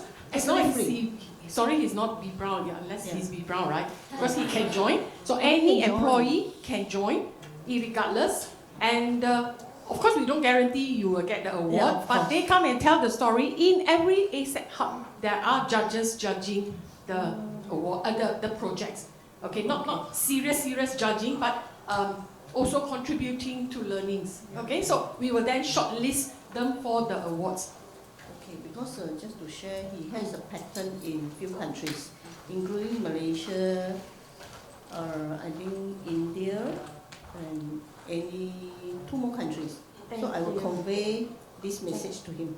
Yeah, thank you. But I think this is one misconception that I think Ms. Teo said is this is an internal B.Braun award. So meaning that only employees of the company. Employees, exactly. So the reason for the sharing is to inspire you in your own company to start this type of program to engage your employees. So it's internal to B.Braun. So unless he's a B.Braun employee, then he won't be eligible. So he must be an employee. Correct, Okay, yeah. So correct, this thanks. is an employee engagement program. Thank you. But you can do that. But you can also talk to me later on how to start this. So, and we had the first awards last year. Okay, it was a regional. It's the first time ever a sustainability award on the Asia Pacific level, and it was the results were announced by the board members. So it gives a lot of inspiration, and also back to us who were doing this, the 16 of us in the room, including the IG team as well, that this is something that is workable. So it's only the mindset and whether we can achieve. So what do we do about the 2 years looking ahead, as what I said? So I will share in a while what we actually scribble. But before that, on top, there was a quote from the leader of B.Braun. So they are obviously very happy with this program because everyone did it out of their normal job scope. Okay, so you need passionate people about the topic, but these are all our catalysts in the business. Okay, this is where it cannot work alone. We are an organization of sustainability, but it cannot work on us, but we need the cross-functional team. So the answer to Margie's trick question is actually there's no one clear answer, but you need a hybrid combination. You need both. Okay, so our progress so far. Every countries are really on board this topic. Okay, so we do have projects that come out of China, for example, on waste topics. How they do proper segregation, and that actually is also having better efficiency, and it saves cost because some of the materials can be recycled. Okay, so that is something. And in Japan, the procurement team actually initiated a FSC certified box for the products.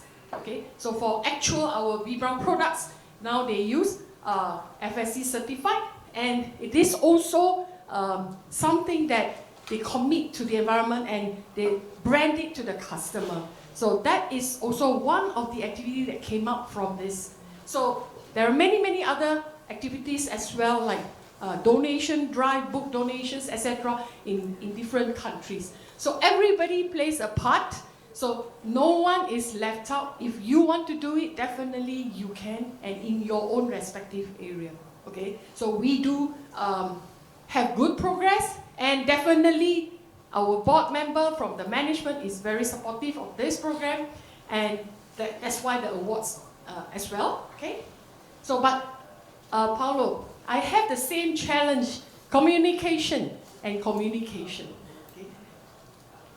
People never seem to sometimes can get in the head with one time. So we need to constantly communicate the need to do all these things, and also to communicate about the program. I won't be surprised if until today there are still B.Braun colleagues who is not familiar with this program. So we need to continue the communication, and the main intention is to ensure that they put this into their behavior. They start to think of sustainability at the forefront of any decision making and not at the back. Okay? So we have experienced so much joy in seeing the progress and how the people mindset has shifted. Okay, it's no longer about us, it's really about the employees doing this. Okay, and obviously, to move it up one more level, we are trying to automate this whole program into something more automated apps rather than manual monitoring. Right. So lastly, this is what the team envisioned 2 years ago when we first started. So what does success look like in 2 years? Okay, everyone very gung-ho, want to say everything. So then, when I prepared this slide, I checked. Hey, actually, we have done everything. You know, without even going through this checklist. For example, increased clarity for alignment of facts that we have in the playbook. Establishment of KPI. Surely we have, like I say, already some targeted numbers of agents, and we have achieved that, some targeted projects, way beyond our targets, and most importantly is incorporated fun.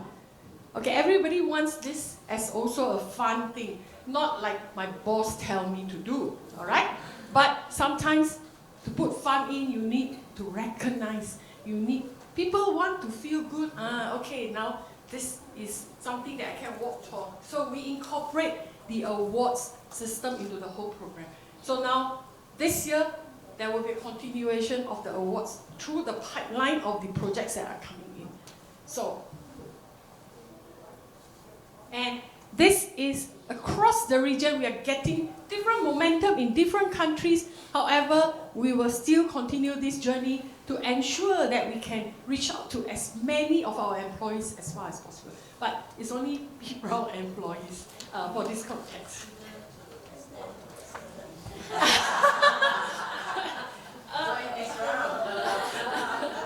Okay, that one is under the line. Huh? Okay, so finally, I'll leave you with this slide that is B.Braun, that we continue to embed sustainability in our amazing culture, and our slogan is small steps, continuous impact, sustainability starts with us. So thank you very much. Thank you, Shan. That was an amazing share. Any questions for Ms. Teo? Yes, please. Yeah, hi, Ms. Teo. Hi. So, yeah, I saw in your slide earlier, you put KPIs for your department. So are there KPIs on the companies in the company staff as well? That means in your manufacturing plants and your other staff, are there KPIs for them in order to have the sustainability things? Okay, that is a broad question. Are there KPIs? Yes, but I focus on this program. Yes, definitely we have given a target to every country for what they can achieve. However, we do not go top down. I never impose how many, but I say please come back and tell us how many is your target.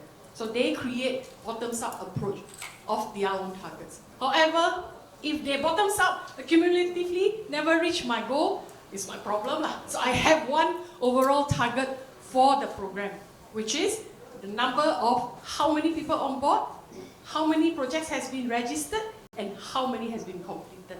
And I'm happy to say we are way above that target. Yes, what you showed is what have you all done, but it's other ways where you get them up, but this is really impressive as well. Oh, thank you very much. Yeah, thank you. But it's not easy, sleepless nights, but my only sharing is do not give up. Every organization is different. You need to find the sweet spot on how to attract and engage them. But it's very rewarding for us. So yesterday we only Yesterday we have completed assessing all our offices, 20 over offices in Campus 1, Campus 2 of our facilities. And these are accredited as green offices. So which means they practice the green practices behavior in the office environment. And there's a third-party auditor that comes and certified. Because in Penang, we do have this Penang Green Council that offers this certification. It was not easy, going into different offices to tell them to do that. However, our agents are also helping behind the scene to lead this initiative in their respective offices as well. So really it's a collective effort. It's not only about us, it's about every one of the champions who is willing to pick it up and learn as well. So learning is continuous. Thank you so much. Thank you, Shan.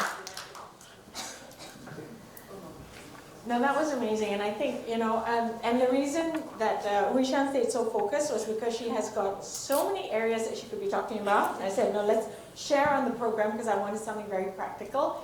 She has done amazing things in sustainable procurement, so if you need, and if you have any questions, both Graham and herself have done amazing things in sustainable procurement as well.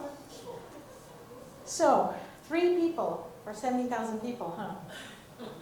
And I wanted, the reason I really, really appreciated both Paolo and Shan being here today is to really, it's something that was mentioned in their talks as well. It's inspiration, right? It's really inspiration. We need that warrior mentality, but we also need others around us, the peers around us, to be able to support us and jack us up. And that's why I do encourage everybody in this room, you came here for a purpose and you were inspired to come here, that in your industry, whichever industry you're in, which I still can't figure out, when in your industry, try and lead in some way or other, whether it is through collaboration, whether it is through peer influence. Now, I do realize that I promised questions. I will stay as long as you have questions, but I will release those that need to go at 11:30 because I'm very, very conscious of your precious time. So, before I get to questions, I'll close and then I'll stay for questions, okay? So I just want to say today that I really appreciate your time. And we work here for a product launch, but we went way beyond that because we really cannot help but try and bring the inspiration into the room. So the product Sustainer Data aims to show the how. It serves to guide you on what to do when. But only you can do it. Right? So the only thing I want to say is let this hopefully inspire some action. If you have questions, you know where to reach us. We can also contact the speakers on your behalf if you have any questions on that front. So for anybody who needs to be released at 11:30, I thank you so much for your participation. And for those that don't, do you have any questions? We'll be here as long as you need to be. Yes. Where is succession at securities? Okay, thank you. So I was just mentioning earlier that we do run free sessions, and they are 4 hours long, so I get to speak a little bit more to each of you. And it's usually hosted at the Securities Commission. If you drop your email, we will, because the next one in KL, I'm not sure, we just did one in Penang, we're going to do one in Kuching, one in Kota Kinabalu. Okay, I'll drop you the information. So drop us your email, we'll try and send out as much information as we can. Also follow me on LinkedIn. I'll try and post as much as I can. Don't feel bad if you need to go. I'm very happy for you to go, but for those that have questions, I promise to stay. So I will do that. Sorry. Yes, the sustain the data is an app, a software that you put on the client's place, or is it on the cloud or something? Okay, that's a very good question. So it's on the cloud. However, it is, and this is an announcement that, of course, I naturally forgot to make, which is that we are looking for pilot clients. So at the moment, it is very much in the sandbox. And so we are looking for pilot customers to actually, at a very reduced cost, help us test out Sustainer data to make sure that it meets client requirements. But all of the functions that I mentioned have been built in, and now it comes to the testing stage with actual clients. Okay, because the reason for that is if you are putting it on cloud, and in Malaysia, it has to stay in Malaysia. You cannot put it outside, as the owners of this building has a requirement for that. Yes. So that hence was the question. Yes, thank you very much. Yeah, we can talk about that. That's another long conversation we can have. Thank you. Any other questions? If not, thank you so much for, sorry, one more. Dr. Nirmala. Hi Margie. Thank you so much for your lovely session, and I'm very happy I was here to hear B.Braun, very famous, big supporters of them as well. And so anyway, I'm Nimla from UMC.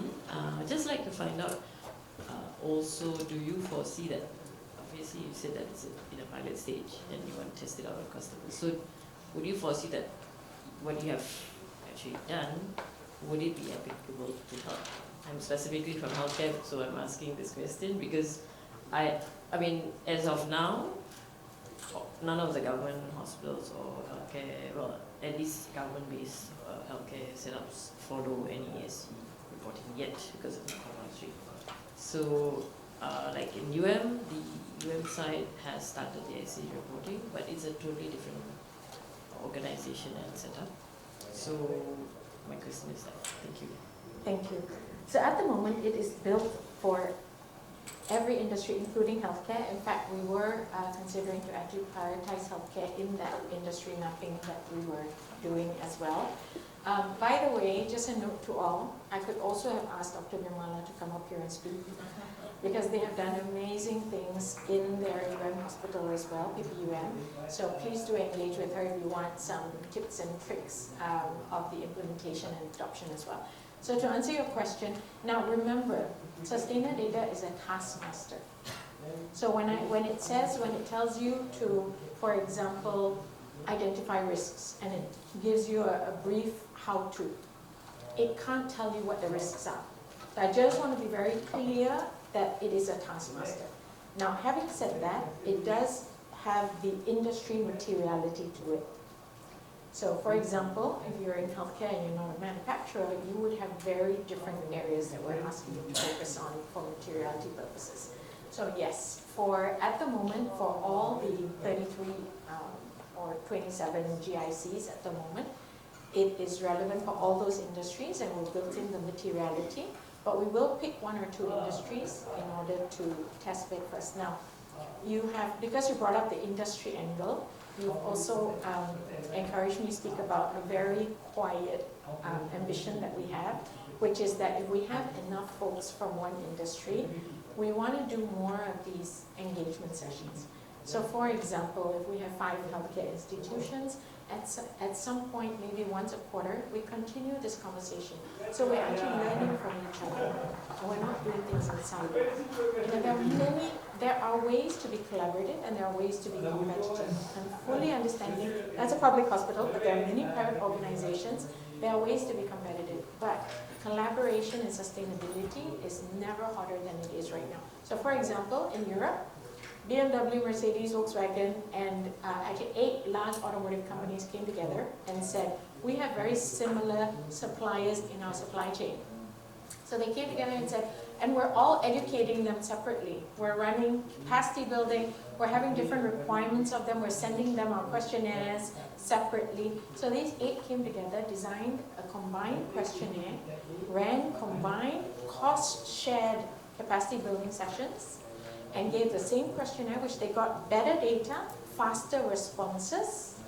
And so there are ways and areas to be collaborative, and I do encourage you, with or without the product, encourage you as an industry to really come together, collaborate, and lead the industry.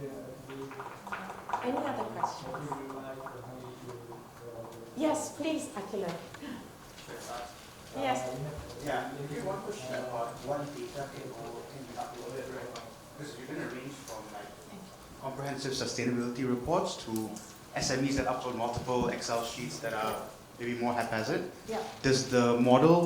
Can the model discern and tell the company you need to refine your data here, there might be an error here, etc.? Fantastic question. So this is we're not gonna, for example, scope 1, scope 2, scope 3, because Akilan is an environmental specialist from a company called Asaja Consulting. So if you need environmental advice, I would highly recommend their partners for a lot of things as well. So to answer your question, we won't tell you this is how you reduce your scope 1 and 2, right? What we will tell you is what are the steps towards baselining. First step, you need to calculate your emissions footprint. That's a taskmaster. Then you take it off the app, call someone like yourself, come in and then run my calculations. And what I'm doing is checking your progress. So Sustaina data fills a different gap in the market. There are many, many ESG softwares that you can get to store your scope 1 and 2 data, to store all your human rights, whether you're checking all the boxes, etc. We're telling you what you need to do, and we're tracking your progress from a task perspective as well. Thank you. And how many years record do you need to start? So, great question. Remember the onboarding? The very first thing we do is to collect all the documents you have. We're not going to be prescriptive, meaning we're not going to prescribe we need 3 years data, We're telling you, give us everything that you think can help your standing. So give us your policies, your procedures, and like I said, this would not have been possible without AI. And because we have the AI engine going through and individually for all the 500 markers, they're taking this one document and placing it against these 500 markers and saying, what does it contribute to? I might not even have been aware that, hey, this actually contributes to this area, for example. So in other words, in the onboarding, it's about all documents that you think is relevant to measuring your sustainability progress.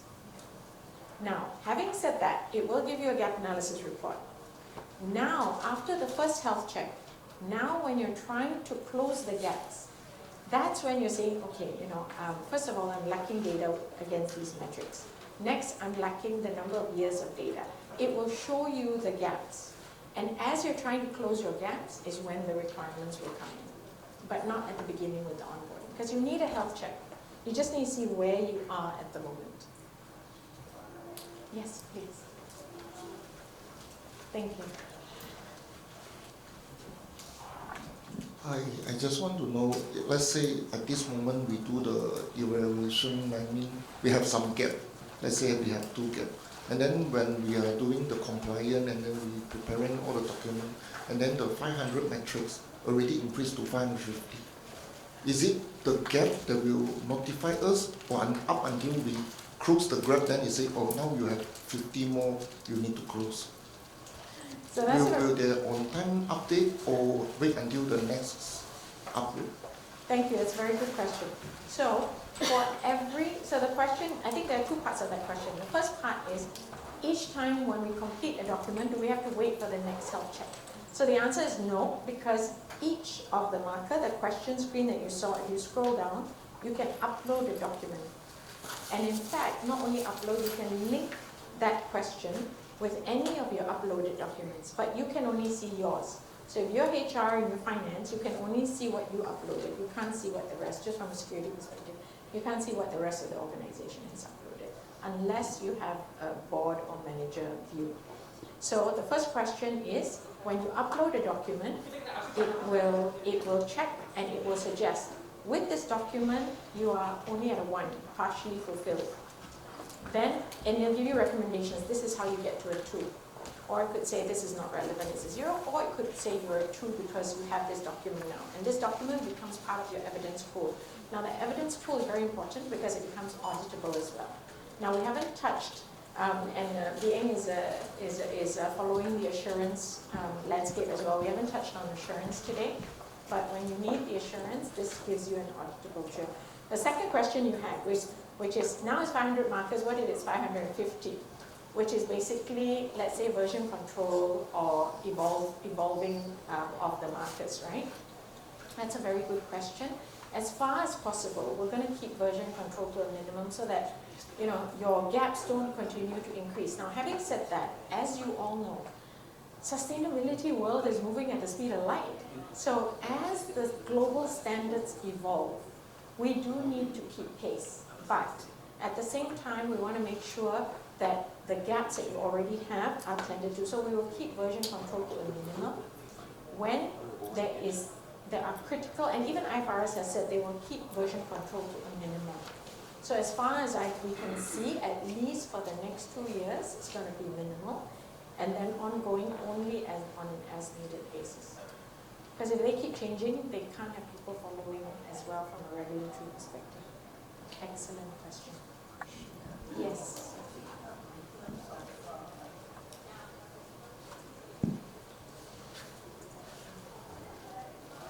One question. How is your software help in terms of my SR? Because I need to produce SR every year.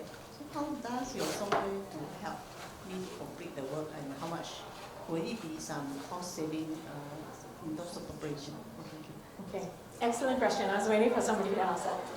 How does this help my sustainability reporting? To be honest, it wasn't designed to help your sustainability reporting.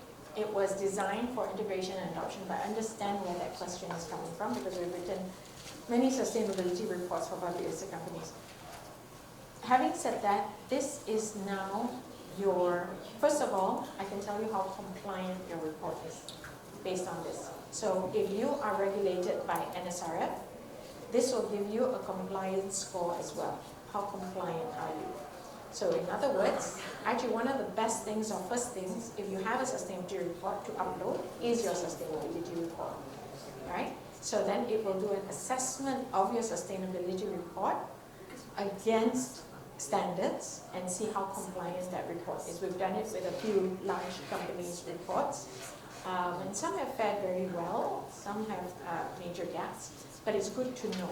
So for sustainability reporting, I would say this gives you a pathway, a task manager on how you can be compliant with your sustainability reporting. In the assessment, it also tells you how compliant you are with the existing regulations. However, it doesn't write the report for you. It doesn't write the narration for you. Having said that, and I have checked and we said it in Penang publicly, so I can also announce that we are working with the Securities Commission to work on a templated sustainability report generator. So hopefully that will also help sustainability reporting. But stay tuned, we will share more information. So much is happening in the market. Thank you for that question. Any other questions? Yes, please. Oh, sorry. I'll hold on to one actually, if that's okay. You talked about your pilot projects, right? So do you cater to different sizes of businesses? Because, say for instance, listed companies on the ACE market, they don't have big budgets. So if they are interested to do this pilot, I don't know how you're going to connect, because probably they will not be as advanced compared to the big listed companies who already have started this journey. So they may start from ground zero. So how do you then bring them on board, and what would be the pricing be? Because they will then say, oh, it's so expensive. Like, oh, come on. Yeah, that's our concern too, because we do work generally with a lot of SMEs as well, and we're very concerned, especially if we want this scalable to supply chains. I think pricing is definitely an issue, so do talk to us separately on pricing. For the pilot customers, we are going to be we're going to be very accessible, because it's our learning as much as it is theirs. So that's the first answer to pricing. In terms of company sizes, now there are a couple of ways that will be different. I'll tell you how it's easier and how it's harder. So how it's easier is that for me, as a 200-man company, for me to gather all the documents relevant to my company, it's relatively easy. So I have a handle on my 5 policies and my 20 procedures, etc. For a larger company, that will take a little bit of scouring sometimes, because we found companies which have policies that they're not even aware of in different sites, etc. So on one hand, that's easier for an SME or an ACE market lister. On the other hand, it's harder because you can imagine I have 500 markets. In a large organization, I probably can assign it to 2 people in HR, 2 people in finance, 2 people. So let's say I have a pool of 20 people who can actually manage these 500 markets. Per person, they are managing a handful, limited amount of markets that are very manageable. Gaps are very focused and easier to close. As an SME, we have a client who, it was very interesting. We walk in and we say, can we speak to your risk department, your strategy department? And the same person sits there, and we had 5 functions under him. Now, what's good and bad about that is that, of course it was, he didn't have the depth in each and every area, but it's very realistic. So you can imagine he probably will own about 250 markers on his own. So that's the challenge. Having said that, we don't necessarily see the markers individually, because one of the things that we really want to do is to make it very practical. So meaning that's why the team was very, very conscious about tagging criticality and difficulty. So I want to be able to give them that matrix. These are the 5 most important things that you need to focus on. Of the 500 markers and maybe the 100 that I call out as a gap, these are the 5 that you need to focus on first. So it's a very prioritized list of markers, if you will. So excellent question. And in our pilot group, we do want to take folks from all sizes, if possible, of companies, so that we're able to test out this theory. But it's on the surface, the reason we're so excited about this app is also because of its simplicity. It is literally, if you know in the US there's this app called TaskRabbit. Anyway, TaskRabbit is something where you can sign up and have them run tasks for you. This is literally a TaskRabbit that tells your organization what you need to do. Now, we're not claiming, like I said, to resolve the issues for you. We're not going to resolve the gaps for you. But it's highlighting what the gaps are. And we found that with our 13 years of engagement with companies, sometimes that's the hardest thing, to know what to do next. So the whole purpose of this app is to show what to do next. It's not to complete the task for you necessarily. Thank you for the question. I appreciate it. Any other questions? Yes, please. How will it start with clients? Because I'm the company secretary for handling for public listed company and IPO. I think this is quite a benefit to my clients. So I would like to understand more on this to share with my clients. Perfect. Thank you. Thank you for that question. So, oops, sorry, did I not? Okay. So, thank you for that question. And if you are interested, Angie, you can just give a wave. So Angelina at the back is on your way out. If you can drop your email address or your business card or your phone number, but be quite specific. She has a remarks column that she can type into her sheet in terms of what it is you're interested in. So just what you said to me is perfect, and we can type in and then we'll get back in touch with you. In terms of, this is just a link to the website, so it might not be very interesting, but it has a contact us form. But do drop your contact with Angelina, and she'll be in contact. Thank you. Any other questions? If not, especially for the stragglers, thank you so much. Thank you for the session. Thank you for the participation. Thank you.